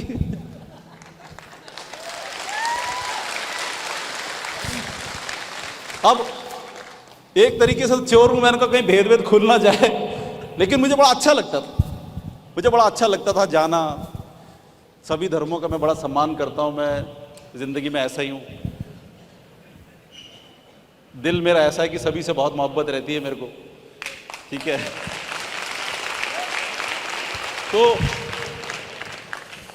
और आप यकीन करो कि मुझे लोग कश्मीरी समझते थे, क्योंकि वो मैं टोपी निकालता नहीं था, यहाँ लगा के रखता था, साइकिल चला के घूमता रहता था। मुझे लोग मोहम्मदन ही समझते, सब लोग मुसलमान ही समझते थे, और मुझे इसमें कभी बुरा नहीं लगा, क्योंकि बड़ा दिल था मेरा। तो मैं ऐसे सुना के जाया करता, भाई मैं तो ज़रूर जाऊँगा चाहे कुछ भी हो जाए, मैं तो ज़रूर जाऊँगा वहाँ, ताकि मेरी कंप्लेंट हो जाए। और कंप्लेंट हो जाए तो मुझे बुलाया जरूर जाएगा। अब जब मुझे बुलाया जाता था कि भाई ऐसे ऐसे तेरे को वहां देखा, तो मैं इस स्टोरी में जाऊंगा, बहुत लंबी हो जाएगी लंबी हो जाएगी। मुझे आधे घंटे का टाइम दिया इन्होंने। कितना समय हो गया? मैं कितनी देर से स्टेज पे हूं? 10 ही मिनट हुए ना? बताते रहना इनको, ठीक है? ठीक है। तो मैं सिर्फ ये बता रहा हूं कि दिल में मोहब्बत भरो, अपने जज्बात भरो, मोहब्बत भरो और खुले रहो। कहीं भी जाओ, कैसे भी जाओ, हमेशा ज़्यादा कोशिश करी मैंने कि मुझे किसी तरह ये नौकरी से निकाल दें। और मैं जब भी मुझे गुस्सा आता, जब मेरी कंप्लेंट होती थी, मैं कहा हाँ जी गया था। तो फिर क्या करें, तेरा नौकरी से निकाल दो सर मुझे, ठीक है? डीआईजी समझता था कि मैं फ्रस्ट्रेशन में रहता हूँ, नौकरी छोड़ने के चक्कर में रहता हूँ, तो उसने कभी भी मेरा रेजिग्नेशन एक्सेप्ट नहीं किया और मुझे हमेशा यही बोलता था कि नहीं नहीं तू चिंता मत कर, मैं समझता हूँ थोड़े दिन में तू ठीक हो जाएगा। लेकिन दोस्तों, मेरी ज़िंदगी में एक ऐसा मौका आया, डीआईजी भी चला गया, दूसरी यूनिट में ट्रांसफ़र हो गया और मुझे भी मौका मिला वहाँ से रिज़ाइन करके बाहर निकलने का। क्योंकि जब मैं सबको बोलता था कि भाई मैं ये नौकरी नहीं करूँगा और मैं यहाँ रुकूंगा नहीं, तो मुझे सब कहते थे कि यार यार कटोच, हमने यहाँ पर सभी रोते देखे हैं, बड़े बड़े आते हैं या ये बोलते हैं मैं टिकूंगा नहीं टिकूंगा नहीं, और सबकी ज़िंदगी यहीं सड़ गई, कोई भी यहाँ से निकल नहीं पाया। तो जब वो ऐसी बात बोलते थे मुझे और भी जोश आ जाता, अच्छा ऐसे बोलते थे, फिर गए नहीं, साला मैं तो जाके ही रहूंगा चाहे कुछ भी हो जाए। मेरे में अच्छी बात ये थी कि जब अगर आप मुझे बोलोगे ना कि ये काम हो नहीं सकता, तब तो समझ लो कि वो काम अब होके ही रहेगा, चाहे साला कुछ भी हो जाए, ठीक है? ये बात किताबों की नहीं है कि नथिंग इज इम्पॉसिबल। ये यकीन है मेरा कि अगर वो कोई काम है तो वो होके ही रहेगा, चाहे कुछ भी हो जाए।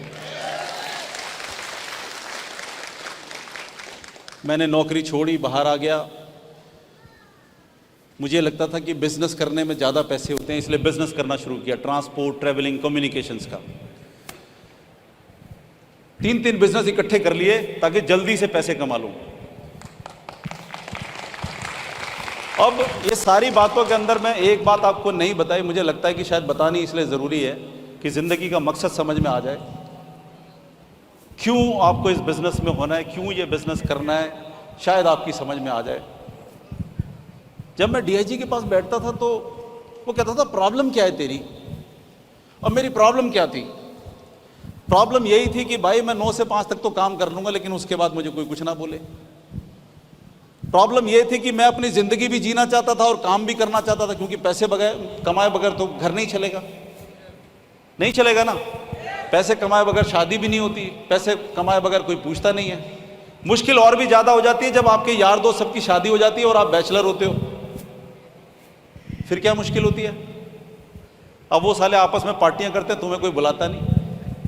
बैचलर आदमी को बुलाते हैं लोग घर में, शादीशुदा आदमी कैसा भी निकम्मा हो उसका घर में सब वेलकम करते हैं, बैचलर आदमी को तो कोई घर में भी नहीं बुलाता।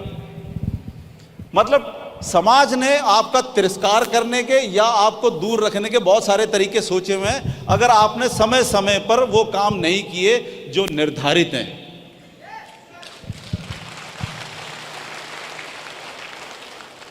तो मैं अपने डीआईजी से कहता तू मुझे बता चाहता क्या है? वहां तो सब कुछ हुक्म से ही होता है। तो मैं एक ऐसा बंदा वहां पहुंच गया जिसको ये हुक्मबाजी पसंद ही नहीं थी। मैं कहने लगा सर गुलामी है ये, जहां पर अपनी जिंदगी के हिसाब से या अपनी मर्जी के हिसाब से कुछ कर नहीं सकते तो गुलामी है, मैं तो इसको करूंगा नहीं चाहे कुछ भी हो जाए। तो मेरी तरफ प्यार से देखते थे, उनको मेरे पे तरस भी आता था कि यार ये इतना लड़का स्मार्ट है, कहीं इसका फ्यूचर खराब ना हो जाए। तो मुझे प्यार से समझाने की कोशिश करते थे। कहते अच्छा तो फिर ये बता ऐसा कौन सा काम होता है जिसमें अपनी मर्जी से सब कुछ कर सकता है इंसान? अब यहां तो मेरी बत्ती बंद हो गई, क्योंकि ऐसा कौन सा काम है जिसमें सब कुछ अपनी मर्जी से कर सकता है इंसान? मैंने बड़ी ऑनेस्टली कहा सर ये नहीं पता मुझे। मैंने ये नहीं कहा कि वो काम कौन सा होता है, मैंने बोला कि जिंदगी ऐसी होनी चाहिए जहां अपनी मर्जी चलनी चाहिए।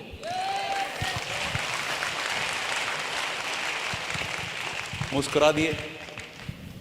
फिर प्यार से, क्योंकि टेबल डीआईजी की बहुत बड़ी होती है, मैं सामने था, तो मुझे ऐसे थोड़ा सा आगे की तरफ झुक के कहते हैं, तुझे क्या लगता है ये बाल मैंने धूप में सफ़ेद किए हैं? पहले तो आप ये सोचो कि किसी की इतनी हिम्मत है कि वो डीआईजी के सामने बैठ करके इतनी बात कर सकता है फेस टू फेस। जो लोग नौकरी करते होंगे या फौज का नियम जानते होंगे वो देखते होंगे कि वहां पर एक सेमिनार एक होती है हर महीने, डीआईजी का क्या होता है, वो इसी तरह की मीटिंगें होती हैं डीआईजी की। उसमें मॉरल अप किया जाता है लोगों का कि भाई कहीं आप मायूस हो रहे हो, कुछ हो तो अपनी परेशानियां आकर के डीआईजी साहब को बताओ, तो वो आपका उसका निवारण करते हैं, है ना। जब अफसरों की तरफ से बारी आती थी तो सब लोग मेरे को उंगली करते, कटोच खड़ा हो जा भाई, कटोच खड़ा हो जा भाई। तो अफसरों की तरफ से बोलने वाला मैं इंसान होता था, क्योंकि इनको पता एक ही आदमी बोल सकता है इनके सामने।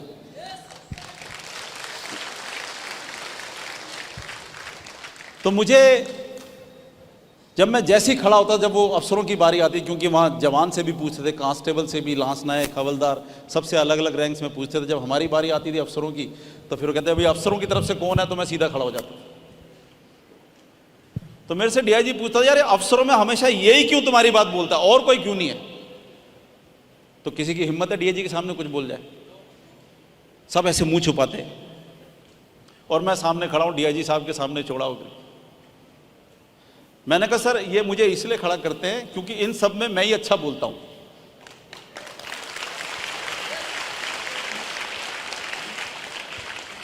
कोई आपको क्रेडिट दे या ना दे, मौका है ले लो, प्रॉब्लम क्या है? लेकिन असली बात तो यही थी कि सबकी शिकायतें, सबकी प्रॉब्लमों को बताने के लिए मैं ही था। उन्होंने मेरे से पूछा तो क्या लगता है बाल धूप में सफेद किए हैं? मैंने कहा नहीं सर। कहते कितनी उम्र है तेरी? मैंने कहा सर 22 साल। मेरी उम्र कितनी हो गई? नहीं। मेरी नौकरी कितनी हो गई तेरे को पता है? मैंने कहा नहीं सर। कहते 28 साल। बेवकूफ, when you were in liquid form I was in uniform. मतलब समझते हैं इसका? तू पैदा भी नहीं हुआ था तब से मैं इस नौकरी में हूं, और तू मुझे समझाएगा कि कोई जिंदगी ऐसी होनी चाहिए और वैसी होनी चाहिए, अपनी मर्जी चलनी चाहिए, अपनी मर्जी से खाना पीना चाहिए, तू मुझे समझाएगा? तुझे नौकरी बहुत आसानी से मिली है ना, शायद इसलिए तेरे को कदर नहीं है इसकी। तू एक बार मेरे घर आ, देख सुबह सुबह कितनी लंबी लाइन लगी होती है नौकरी के लिए, तब तुझे एहसास होगा कि नौकरी की कितनी जरूरत है लोगों को। मेरी बोलती बंद सही है? नहीं हुई। मैंने कहा सर तब तो मुझे एक और रीजन मिल गया नौकरी छोड़ने का। फिर क्या? मैंने कहा मुझे नौकरी की जरूरत नहीं है और आपके घर के बाहर लाइन लगी हुई है, तो कोई ना कोई जरूरतमंद होगा जिसको मेरी जगह नौकरी मिल जाएगी। अब तो मैं नौकरी छोड़ूंगा ही।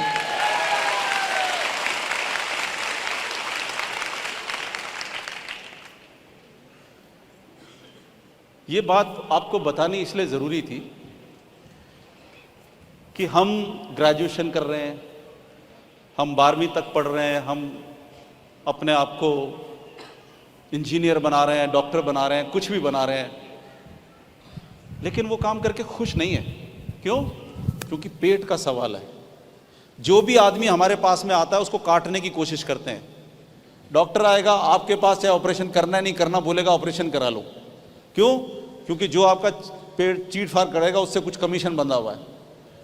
हर एक वकील के आगे कोई ना कोई मुंशी बैठा हुआ है।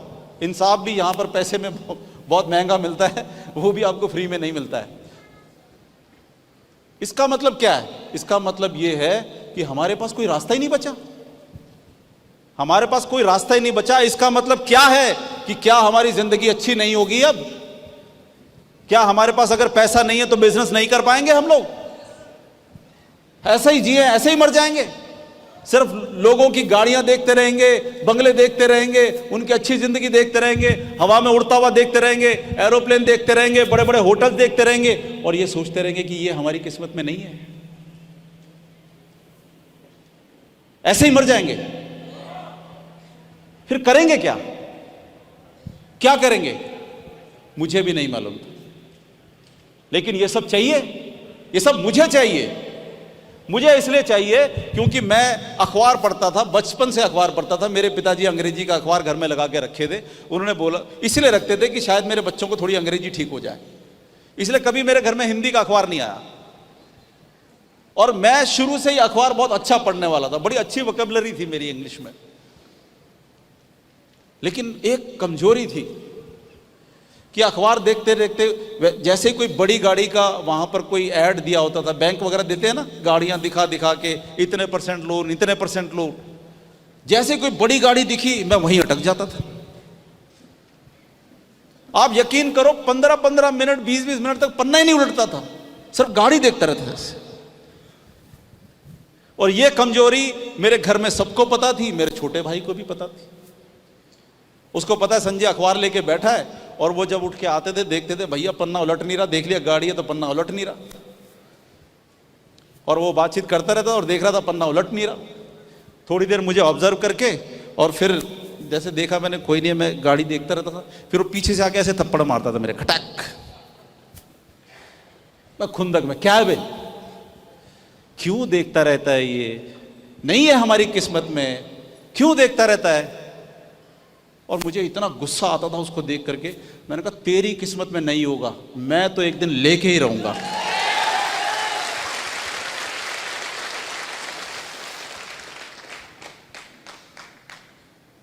होनहार बीरबान के होते चिकने पात। अब क्या है, हम लोग क्यों हैं यहां पर? हम यहां इसलिए हैं कि बाई चांस एक ऐसा बिजनेस हमें मिला जो मुझे नहीं पता था, जिसका जवाब मैं अपने डीआईजी को नहीं दे पाया कि क्या कोई ऐसा बिजनेस होता है जहां पर अपनी जिंदगी अपने हिसाब से जियो, अपने हिसाब से काम करो, अपने हिसाब से नहीं काम करो, अपने हिसाब से खाओ, अपने हिसाब से पियो, अपनी जिंदगी अपने हिसाब से बिताओ। अगर ये काम मुझे पहले मिला होता तो मैं अपने डीआईजी को बता सकता था कि हाँ ऐसा काम होता है।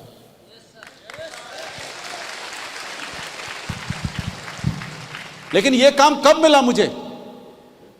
2000 में, इनफैक्ट 2000 में नहीं, 95 के एंड में, 96 के बिगिनिंग में। तो क्या मैंने वो काम किया? क्या मेरी बुद्धि जागी? क्या मुझे वो समझ में आया? मेरा एक दोस्त जिसको मैं इंडस्ट्री का बादशाह मानता हूं, मार्केटिंग के अंदर वो इतना स्मार्ट था कि किसी भी बड़ी कंपनी के अंदर अप्लाई करता था तो सबसे पहले उसको जॉब मिला करती थी। अगर 100 लोगों की सिलेक्शन हो रही है तो भी उसका पहला नंबर है। अगर हजारों लोगों का इंटरव्यू हुआ और उसमें सिर्फ 10 लोगों की सिलेक्शन होनी है तो भी उसका पहला नंबर है। फैन था मैं उसका।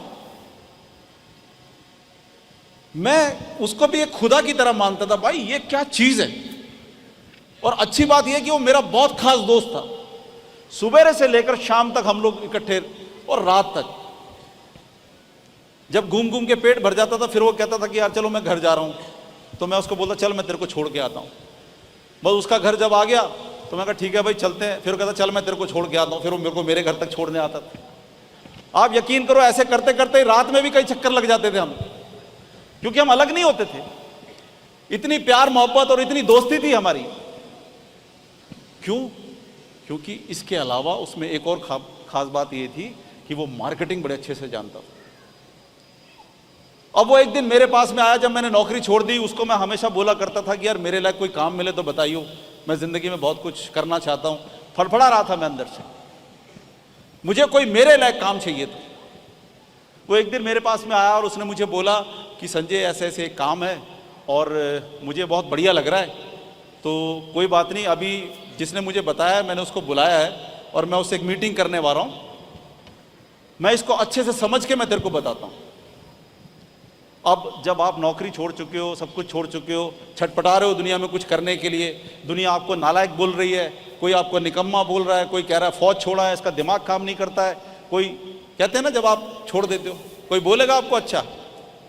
दुनिया ने मुझे निकम्मा, नकारा, अकल से पैदल क्या क्या नहीं बोल दिया। किसी ने बोला इसके ऊपर तो किसी ने तंत्र कर दिया।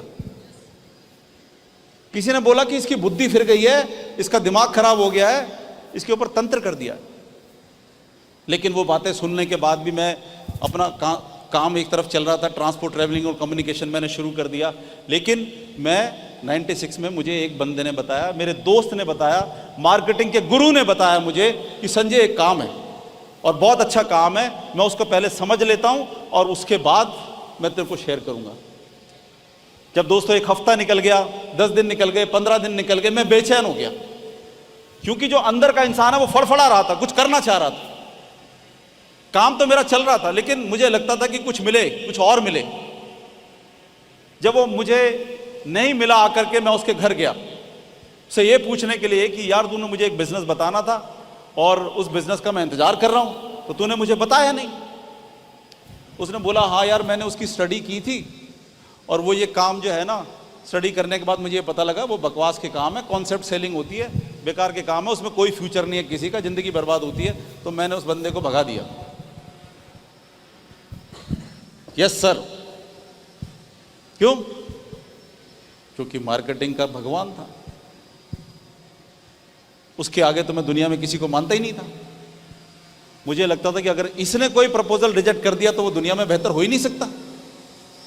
मैं अपने काम में दोबारा लीन हो गया, ट्रांसपोर्ट, ट्रैवलिंग, कम्युनिकेशंस का काम करने लग गया। काम करते करते देखा कि जो काम मैं करता था उससे 15-20 हज़ार रुपये कमाने लगा, तो पड़ोस वाले ने भी वो काम खोल दिया, फिर इधर वाले ने भी वो काम खोल दिया। ऐसा ही होता है ना, एक तो नहीं बजने वाला, एक तो नहीं बजने वाला। उड़ीसा वालों को सोने का टाइम ना हो गया हो, सो तो नहीं रहे ना, तो फिर मुझे क्यों थोड़ी बड़ी आंखें लग रही हैं यहां पर ऐसी।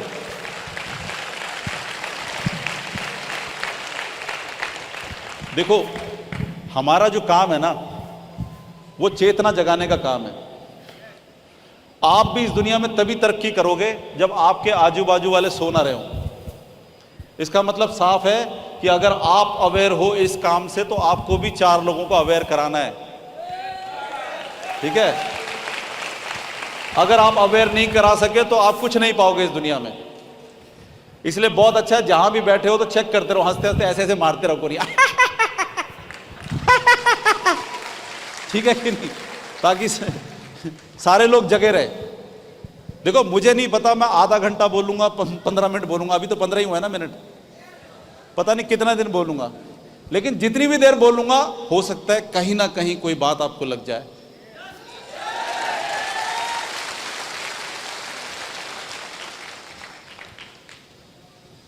कहां थे हम, क्या बात कर रहे थे? मसाला इतना ज्यादा है, मैं कहीं भी निकल जाऊं फिर वापस आना बड़ा मुश्किल होता है। हैं? अच्छा ठीक है। तो मेरा दोस्त पे पूरा यकीन था मुझे, मेरा अपना काम चल रहा था। 99 में 1999 में सितंबर में मुझे लगा कि भाई जिस चीज की मैं तलाश कर रहा था, मैंने बिजनेस क्यों शुरू किया, 3-3, 4-4 बिजनेस क्यों शुरू किए? इसलिए किए कि बहुत सारा पैसा कमा लूं ताकि जिंदगी आराम से जीऊं। लेकिन दुकान खोलने वाले के साथ तो और भी बुरा होता है नहीं होता है? सुबह 7 बजे, 8 बजे, 9 बजे दुकान खोलो, रात को 9 बजे, 10 बजे, 11 बजे तक बैठे रहो। बैठना पड़ता है नहीं बैठना पड़ता है? उसके बाद अगर कोई मिलने के लिए आ जाए, आधा घंटा भी तुमसे कहे कि जरा मेरे से बात कर ले, बात उससे करो, ध्यान दुकान में। होता है नहीं होता है? कोई कहेगा कि यार थोड़े आधे घंटे के लिए, 1 घंटे के लिए इधर आ जा, तो ऐसे ऐसे भागे भागे जाते हैं। हाँ भाई क्या हुआ क्या हुआ, क्या बात है? अच्छा, अरे अरे तो फालतू का काम है, तूने फालतू बुला लिया मुझे, दोबारा से दुकान में वापस। क्यों? ग्राहक ना निकल जाए। ग्राहक निकल गया तो मेरी कमाई कम हो जाएगी। ग्राहक निकल गया तो भाई मेरी रोजी रोटी का क्या होगा? मेरा ग्राहक कहीं दूसरी दुकान पे ना चला जाए। अगर एक बार वो दूसरी दुकान पे चला गया तो फिर मेरे को कोई नहीं पूछेगा। मतलब जिंदगी और भी बदतर। जिसको जीने की बात कर रहे हैं, हमें पता नहीं है कि हम तो सिर्फ उसको काट रहे हैं, जी नहीं रहे।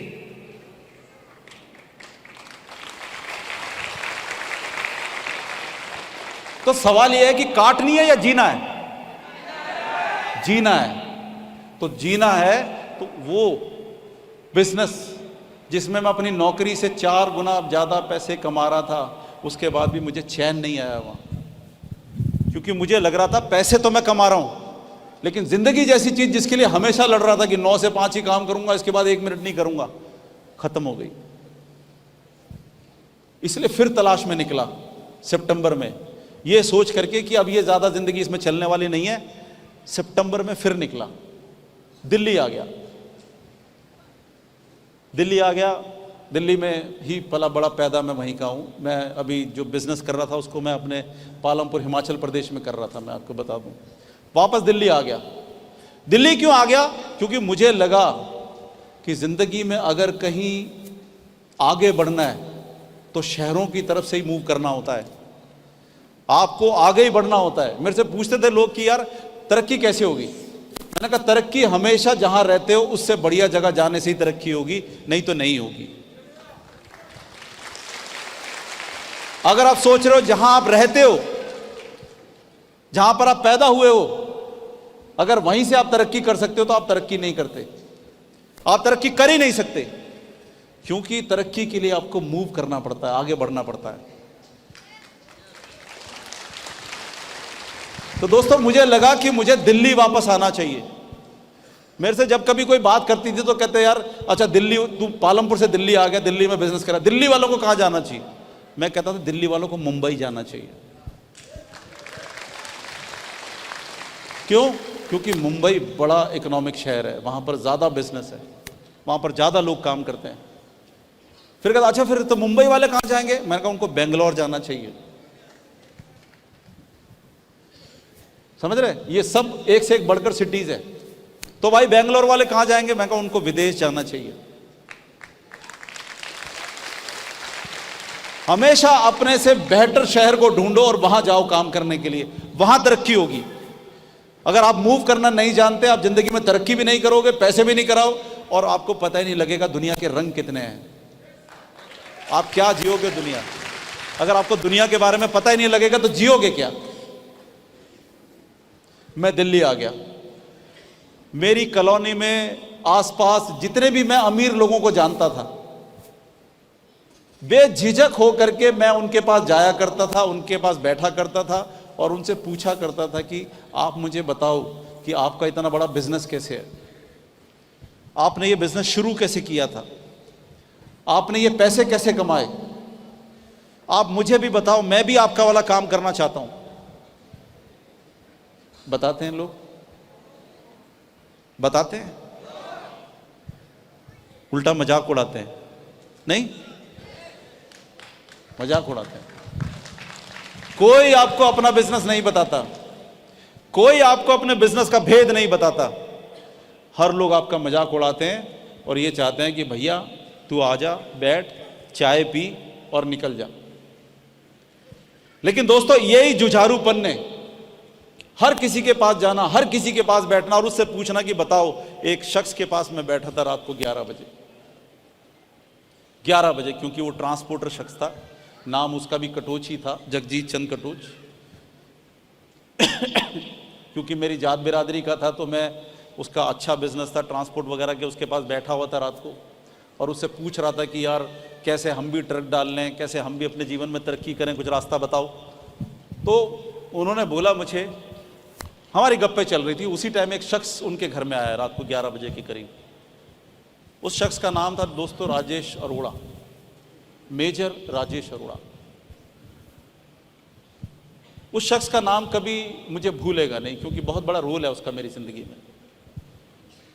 वो शख्स आया, कटोच साहब से उन्होंने टाइम लिया हुआ था, जिनकी मैं बात कर रहा हूँ वो भी कटोच ही है। उन्होंने अपना एक बैग निकाला, उसमें से कुछ फाइलें निकाली और उनके सामने बिजनेस बताने की कुछ शुरुआत करी और वो भी सामने बैठ गए। थोड़ी देर तो कटोच साहब ने सुना, लेकिन उनका इंटरेस्ट नहीं था। रात के 11 बज रहे थे और ट्रांसपोर्टर आदमी तो खाया पिया आदमी होता है, नहीं है?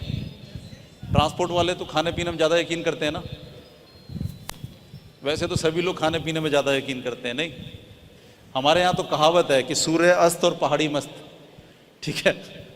पहाड़ के लोगों के लिए एक कहावत है कि सूर्य अस्त और पहाड़ी मस्त, ठीक है? शाम होते ही सब अपना अपना पौवा खोल लेते हैं, ठीक है? तो कटोच साहब ने पी हुई थी, थोड़ी देर में उनको नींद आ गई और खराटे मारने लग गए। अब आप सोचो, मेजर आर्मी का, उसके सामने कोई वो बैठा है, उसको बिजनेस बता रहा है, वो खराटे मार रहा है, कैसा लगेगा उसको? कैसा लगेगा? बहुत अच्छा लगेगा। गुस्सा आ गया मेजर साहब को, और गुस्सा इतना आ गया कि सोए आदमी में तो क्या करते, मेरे पे करना शुरू कर दिया। देखो ये कैसे इंसान है, मैं रात को 11 बजे, मैं नोएडा में रहता हूँ, 40 किलोमीटर 50 किलोमीटर में गाड़ी चला के आ रहा हूँ, स्कूटर में आ रहा हूँ, इनके लिए आया था, इनकी ज़िंदगी बनाने के लिए आया था, ठीक है, और लेकिन इनको कोई चिंता नहीं है, देखो मैं बता रहा हूँ, ये सो गए। दिमाग में बात तो आती है यार, ये बंदा कह रहा मैं इनकी ज़िंदगी बनाने आया था और ये सो गया, इसका क्या इंटरेस्ट है इनकी ज़िंदगी बनाने में? नहीं। मैंने कहा जी ऐसा क्या है आपके पास में जो आपको इतना गुस्सा आ रहा है? नहीं नहीं, मेरे पास ऐसा बिजनेस है जहाँ पर आदमी अपनी ज़िंदगी अपनी मर्जी से जी सकता है, और एक दिन उसके पास इम्पाला कार हो सकती है, मर्सिडीज़ तो नहीं बोली उन्होंने, बोला इम्पाला कार हो सकती है, और डोनेशन दे सकता है इंसान। मैंने कहा जी ऐसा कुछ है जिसमें पैसे कमाए जा सकते हैं? कह रहा हाँ, पैसे तो बहुत कमाए जा सकते हैं इस बिज़नेस में, तो आप मुझे बताओगे ये बिज़नेस क्या है? और नहीं, ये तो सीरियस लोगों का बिजनेस है। मैंने कहा मेरी शक्ल पे कहीं लिखा है मैं नॉन सीरियस आदमी हूं?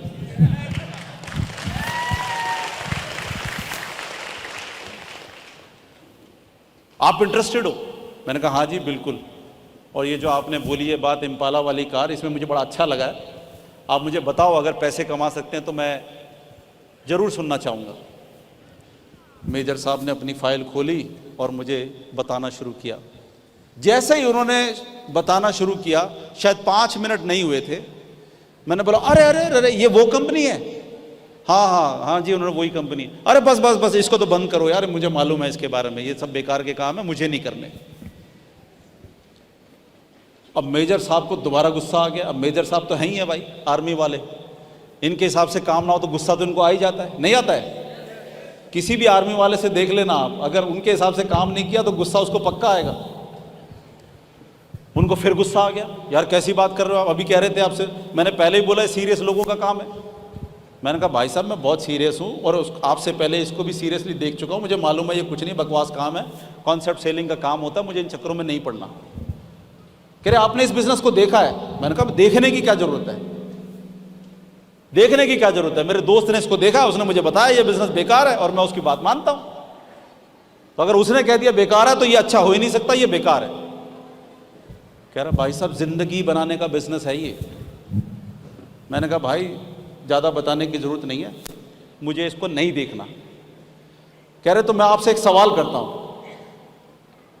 मैं बोल रहा हूं ये जिंदगी बनाने का बिजनेस है, और सवाल आपकी जिंदगी का है, तो क्या आप देखना नहीं चाहोगे कि 5 साल पहले जो आपके दोस्त ने आपकी जिंदगी के लिए डिसीजन लिया था वो सही था या गलत?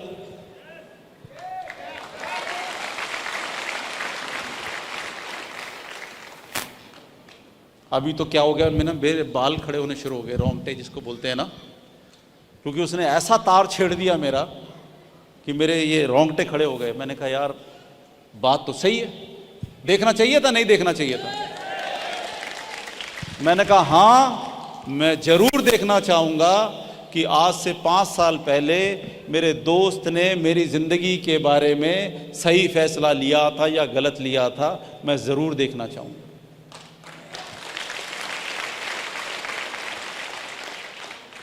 उसके बाद दोस्तों जब उसने मुझे वो कॉन्सेप्ट समझाना शुरू किया, मुझे वो सिस्टम समझाना शुरू किया, जब उसने समझाना शुरू किया और मैं जब उस बिज़नेस को समझता गया, तो आप यकीन करो कि मुझे हर मिनट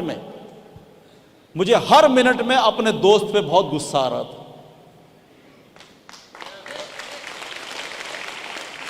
मुझे ये हर मिनट में एहसास हो रहा था कि मैंने अपने दोस्त के ऊपर अपनी जिंदगी का डिसीजन क्यों छोड़ा।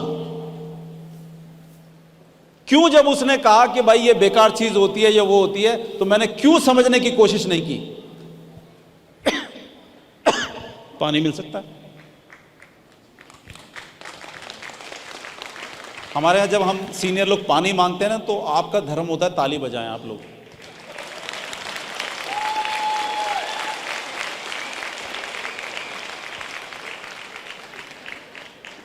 भाई खोल दो इसको यार।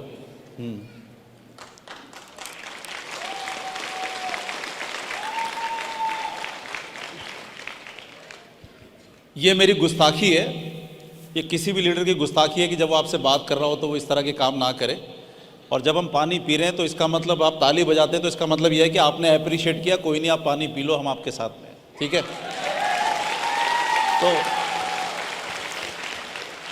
तो ताली का मतलब यह है कि आपने हमारी गुस्ताखी को माफ़ किया। Thank you.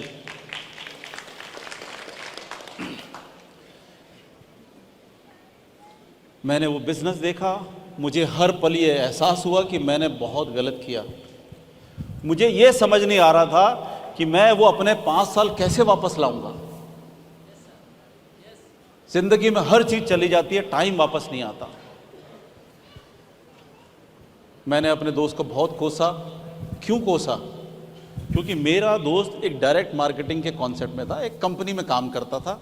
वहाँ पर कुछ सेल्समैन होते हैं, सेल्स एग्जीक्यूटिव होते हैं, ऊपर उनके कुछ सीनियर्स होते हैं। वो सब लोग जाते हैं, फैक्ट्रियों में जाते हैं, दुकानों में जाते हैं, जो जहाँ पर माल बेचना होता है उनसे ऑर्डर लेके आते हैं और उनकी कुछ सैलरी होती है। सैलरी के बाद अगर उसमें कुछ ज़्यादा सेल करते हैं तो उस पर कुछ कमीशन उनको मिलते हैं। यही तरीका है, मार्केट में सभी लोग ऐसे कर रहे हैं। लेकिन मुझे ये समझ नहीं आया कि उसके पास इतनी समझ क्यों नहीं थी कि वो जितने भी लोगों को सामान बेच के आ रहा था, अगर वो भी सामान बेचे और उनके बेचने से भी अगर उसको पैसे मिल जाए, ये बात उसकी समझ में कैसे नहीं आई, ये बात मुझे आज तक समझ नहीं आती।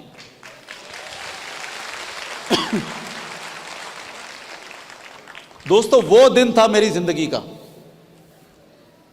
वो दिन था मेरी जिंदगी का जब मुझे ये बात समझ में आ गई कि भाई जिंदगी तो यहीं से निकलेगी। जिंदगी में जो भी चाहते हैं वो सब यहीं से मिलेगा। क्यों? क्योंकि इन्वेस्टमेंट नहीं है। क्यों? क्योंकि कोई रिस्क नहीं है। मेरे जैसे इंसान को क्या चाहिए? और मेरे ही छोड़ो, आप जैसे इंसानों को क्या चाहिए? आपको भी चाहिए कोई ऐसा बिजनेस जो रिस्क फ्री हो। आपको भी चाहिए कि आप मेहनत तो कर सकते हो लेकिन नुकसान नहीं उठा सकते क्योंकि पैसा नहीं है। आप अपने भाई से, अपने फादर से, पिताजी से पूछ के देखो कि वो आप पे कितना बिलीव करते हैं। उनसे मांग के देखो कि अगर उनकी ज़िंदगी में उन्होंने कोई पूंजी जमा करके रखी है 10 लाख 20 लाख रुपए, तो कितने पैसे आपकी ज़िंदगी के लिए खर्च कर सकते हैं, जरा पूछ के देखो। देंगे कोई पैसा? क्यों नहीं देंगे? तुम उनके बेटे हो। क्योंकि उनको लगता ही नहीं कि तुम में इतनी काबिलियत है कि उस पैसे को बिजनेस में लगा करके तुम उस पैसे को कई गुना कर सकते हो। और जब आप कोई खुद डिसीजन लेते हो तो हर एक आदमी उसको शक की निगाह से देखने लगता है। देखने लगता है, नहीं देखने लगता है। और जब मैंने ये काम शुरू किया, कैसे शुरू किया? लोग मेरे पीछे पड़ गए, उनको पता लग गया कि मैं काम शुरू करने वाला हूं। मैंने अपने दोस्तों से शेयर करना शुरू किया, भाई देखो बहुत तगड़ा बिजनेस है। जिसने मुझे बिजनेस ज्वाइन कराया था उसने बोला कि अभी ज्वाइन करो, अभी ज्वाइन करो। लेकिन क्या है कि मैं नौकरी कर चुका था, नौकरी कर चुका था। फिर मैंने 5 साल 6 साल बिजनेस भी किया, यानी बिजनेस भी कर चुका था। एक आम लोगों के बीच में धारणा क्या है, या तो वो नौकरी करेंगे या बिजनेस करेंगे। मैं नौकरी भी कर चुका था, मैं बिजनेस भी कर चुका था। और तीसरा, अब मैंने एक ऐसा बिजनेस देख लिया था जिस चीज की तलाश मैं जीवन भर से कर रहा था। मैं तलाश कर रहा था कि मुझे कोई ऐसा बिजनेस मिल जाए जहां मैं अपनी मर्जी से खाऊं, अपनी मर्जी से पीऊं, अपनी मर्जी से काम करूं। कोई मुझे हुक्म देने वाला ना हो, कोई मुझे ये कहने वाला ना हो कि तू ये काम क्यों कर रहा है। मैं अपने बिजनेस का खुद मालिक बनना चाहता था और इस बिजनेस ने मुझे वो देने का वादा किया था और ये बिजनेस मुझे ऐसा कुछ देने वाला था।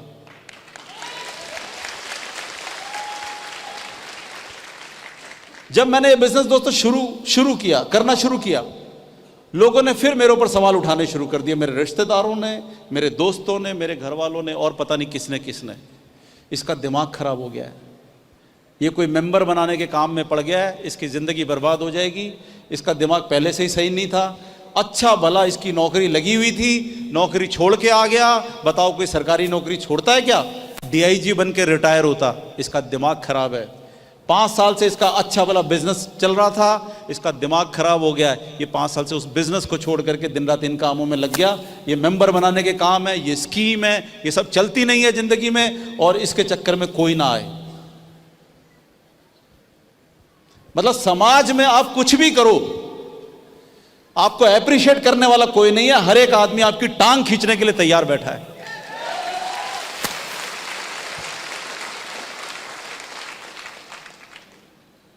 एक आदमी नहीं आता ये बोलने के लिए कि शाबाश भाई मुझे तेरे ऊपर गर्व है, शाबाश तू ये काम कर, मुझे समझ नहीं आ रहा लेकिन तेरे को शाबाश तू आगे बढ़। एक आदमी ऐसा नहीं आता।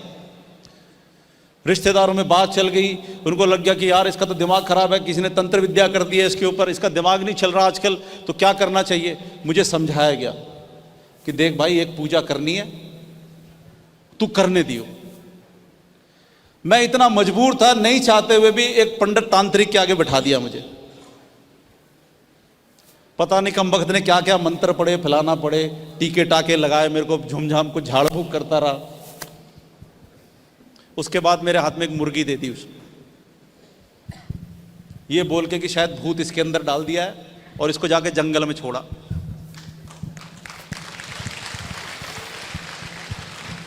मैं दिल्ली का पैदा हूं, मेरे साथ ये हो सकता है, तुम्हारे साथ तो पता नहीं क्या क्या होगा। मैं जंगल में मुर्गी छोड़ के आया हूं ये बताने के लिए कि भाई, क्योंकि मेरे लोगों को ये यकीन है कि इसका किसी ने भूत का साया चढ़ गया है, ये सारे बुरे बुरे काम कर रहा है। और मुझे ये समझ नहीं आ रहा था कि भाई नौकरी मुझे नहीं करनी थी क्योंकि मेरी ज़िंदगी वहाँ नहीं है, मुझे बिजनेस नहीं करना था क्योंकि मुझे उस बिजनेस में वो ज़िंदगी नहीं मिली जो मुझे चाहिए थी। अब मैं एक ऐसा काम कर रहा हूँ जिसमें मुझे लग रहा है पैसे ये रखे हुए हैं, ये ऐसे हाथ बढ़ाऊंगा और ऐसे ले लूंगा, लेकिन ये लोगों को दिखाई नहीं दे रहा। मैं काम करता था, दिन रात काम करता, सवेरे जाता था, शाम को आता था, एक आदमी मेरी बात नहीं सुनता था। मैं अपने अपलाइन के पास आता था, मैं कहता था देखो मैं इतनी मेहनत कर रहा हूं, कोई नहीं सुन रहा, कोई मेरी बात नहीं समझ रहा। इतना अच्छा बिजनेस है, सिर्फ बात करने का बिजनेस है, बात करने से पैसे आते हैं और कोई काम ही नहीं करना, इसके बावजूद भी लोगों को समझ नहीं आता। वो फ्रिज से एक बॉटल बियर की निकाल के रखता था। मैं आपको बताना चाहता हूं, मैं सुबह 7 बजे घर से निकलता था और रात को 11 बजे मैं अपनी अपलाइन के घर पहुंचता था। 11 बजे उसको यह बताने के लिए कि आज मैंने पूरा दिन क्या किया। जितना भी जहर लोगों ने मेरे ऊपर डाला होता था वो सारा मैं अपनी अपलाइन के आगे जाके निकालता था।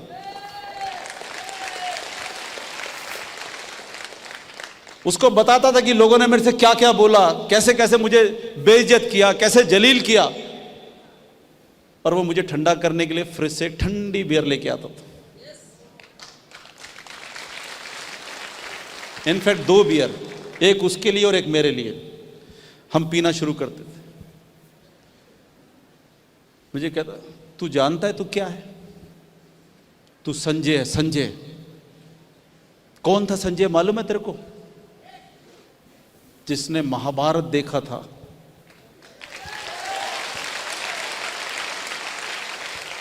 जिसके पास दूरदृष्टि थी, दुनिया को क्या हो रहा है क्या नहीं हो रहा है किसी को मालूम नहीं, लेकिन उसको दिखता था सामने क्या होने वाला है। अरे तू वही संजय है। कल क्या होने वाला है तुझे आज मालूम है, इस दुनिया को मालूम नहीं है। तेरा काम है तू आगे बढ़, फट्टे चक, तू प्रिंस है इस बिजनेस का, और एक दिन दुनिया तेरे को जानेगी, तू चिंता मत कर। ऐसे करके मुझे मोटिवेट करता था वो, और मैं फिर दोबारा गर्म होकर के खड़ा होता था और कहता फट्टे चक दूंगा मैं दुनिया के, कल दोबारा निकलूंगा वहां से, ठीक है। और मैं दोबारा पूरी ताकत से, पूरे जुनून के साथ दोबारा इस बिजनेस को करने के लिए निकलता था।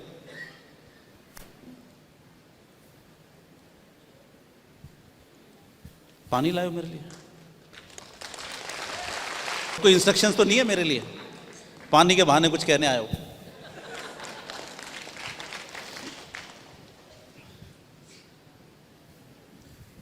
दोस्तों सिर्फ यही कहना चाहता हूं, हम लोग बहुत आम लोग हैं, हमारे पास कोई बहुत पैसे नहीं है बिजनेस करने के लिए, हमारी कोई ज़्यादा क्वालिफिकेशन भी नहीं है। क्वालिफिकेशन का मतलब सिर्फ इतना ही होता है कि हमने किसी सब्जेक्ट को पढ़ लिया, और उस पढ़ने का मतलब ये नहीं है कि हमें बड़ा ज्ञान है। ज्ञान से इसका कोई लेना देना नहीं है। ज्ञान तो वो है कि आप सही चीजों को परखो, तोलो, फिर बात करो। समझ रहे हैं? हम लोग अंध नहीं, छोड़ देता हूं इसको।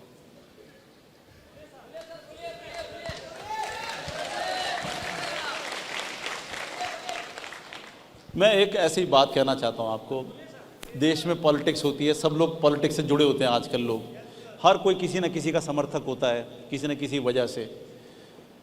किसी का भी समर्थक होना कोई बुरी बात नहीं, आप किसी के भी समर्थक रहें, सबके अपने अपने ख्याल होते हैं। लेकिन जब समर्थन में हम अंधे हो जाते हैं, जब हम चीज़ों को परखना और रखना भूल जाते हैं, जब हम ये सोचते ही नहीं कि मैं ये काम क्यों कर रहा हूँ, जब हम अपने आप को एसोसिएट कर देते हैं इस बात से कि भाई मैं तो बचपन से ही ऐसा हूँ, मैं बचपन से ही जेडीयू हूँ, या आपकी जो भी यहाँ पार्टी चलती है वो हो, या कोई कांग्रेस हूँ मैं बचपन से, या मैं बचपन से बीजेपी हूँ, तो मुझे लगता है कहीं ना कहीं आप अपना भी अपमान कर रहे होते हो और इस संविधान का जो है ना उसका भी अपमान कर रहे होते हो आप लोग। अरे क्यों बंधे हो किसी पार्टी से? इसी का फायदा उठा करके ही ये लोग आपका यूज करते हैं। आपको पता ही नहीं होता मेरा नेता कौन है, जाके स्टांप लगा दी, खटाक। लगाते हो नहीं लगाते हो? मैंने कहा यहां लिखो I am not available in free.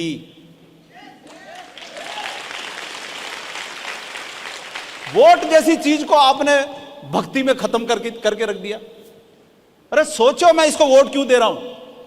हमसे वोट मांगने आया नहीं आया, हमसे मिलने आया नहीं आया, हमारे काम करेगा नहीं करेगा? और नहीं करेगा जब तुम फ्री में अवेलेबल हो तो दुनिया तो लेगी ना तुम्हारी, नहीं लगी?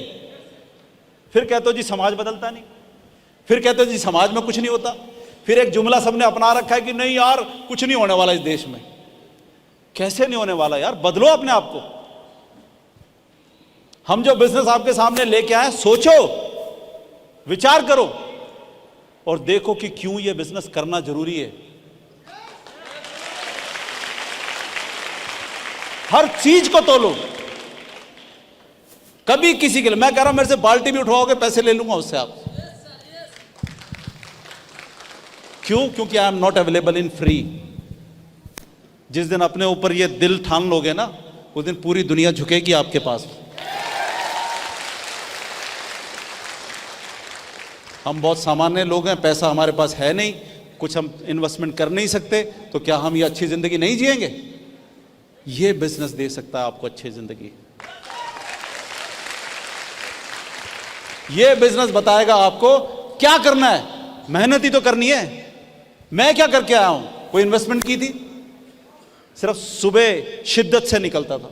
मुझे तो इतना लताड़ा गया, बोला गया भाई राजपूत है, तुम्हारी तो साली शान ही कम नहीं होती, तुम्हें तो झुकना ही नहीं मालूम किसी के आगे, तू क्या है बिजनेस करेगा मार्केटिंग का? मैं कहा भाई झुकने का मतलब ये नहीं है मोहब्बत मत करो। मैं किसी के पास बिजनेस लेके जा रहा हूं, मैं उससे प्यार करता हूं, चाहता हूं उसकी जिंदगी बदले, वो मुझे किसी भी निगाह से देखता रहे। मेरा फर्ज है लोगों के पास जाना, बात करना, उनको समझाना कि एक यही तरीका है जिसमें हम जैसे आम लोगों की जिंदगी बेहतर हो सकती है। अगर उसकी समझ में आता है तो ठीक, और नहीं समझ में आता तो भी ठीक, हम क्या कर सकते हैं?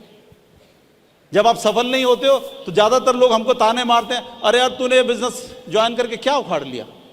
बोलते हैं नहीं? तो हम उससे पूछते तूने नहीं ज्वाइन करके क्या उखाड़ लिया? आज तक क्या उखाड़ लिया? अरे कम से कम हमें आज लोग मिलने वाले हैं, चाहने वाले हैं, मोहब्बत करने वाले हैं, इज्जत देने वाले हैं, सम्मान करने वाले हैं, हार पहनाने वाले हैं, साथ लेके चलने वाले हैं। तुम्हारे साथ कौन है? तुम्हारे साथ कौन है? और मैं बार बार कह रहा हूं दोस्तों, पैसा सेकेंडरी है।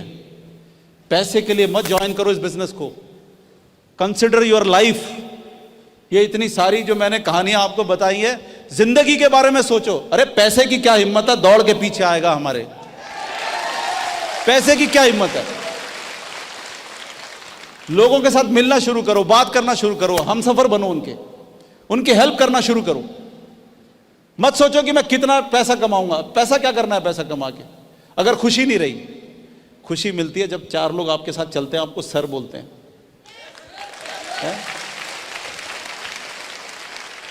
खुशी मिलती है जब आपको कोई वर्थ करके कहता है madam thank you very much, आपने मेरे 2 एसोसिएट को समझा दिया, थैंक यू वेरी मच, मैं आपका धन्यवादी हूं। हम रियल मायने में मदद कर रहे हैं लोगों की, हम बदल रहे हैं जिंदगी लोगों की। और हमें तो वोट नहीं चाहिए आपका, मोहब्बत चाहिए आपकी।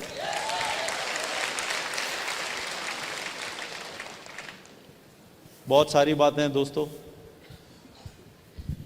20 साल हो गए मुझे इस इंडस्ट्री में, 20 साल। जिसके बारे में लोग सोचते हैं ये 6 महीने का बिजनेस है, साल भर का बिजनेस है, ये तो अभी खत्म हो जाएगा, तभी खत्म हो जाएगा। 20 साल से तो हम कर रहे हैं, आज तक खत्म नहीं हुआ ये।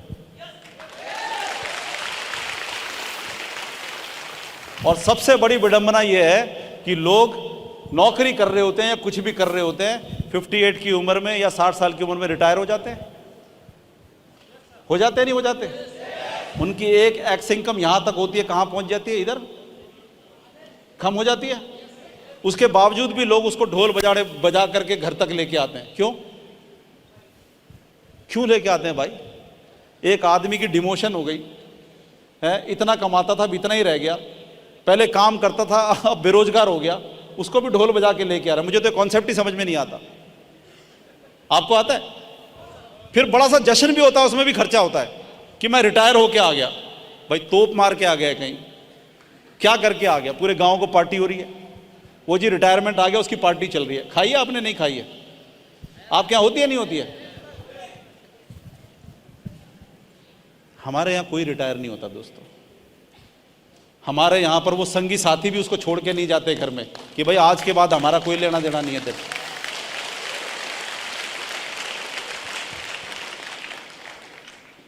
अगर हम साथ हैं तो आप ये मान लो कि हम पूरी जिंदगी साथ हैं।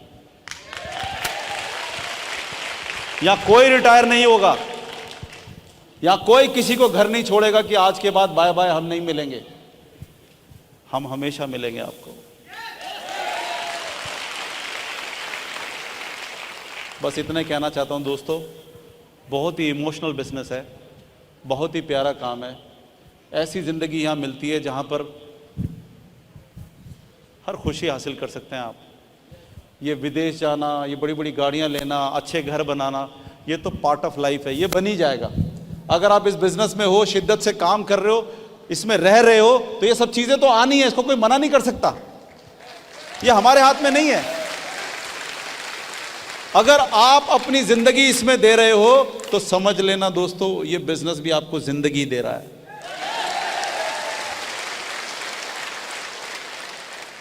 और उसी जिंदगी को खूबसूरत बनाने के लिए हम सब लोग यहां पर हैं। थैंक यू वेरी मच दोस्तों, शुक्रिया, बहुत बहुत शुक्रिया आप लोगों का। Thank you.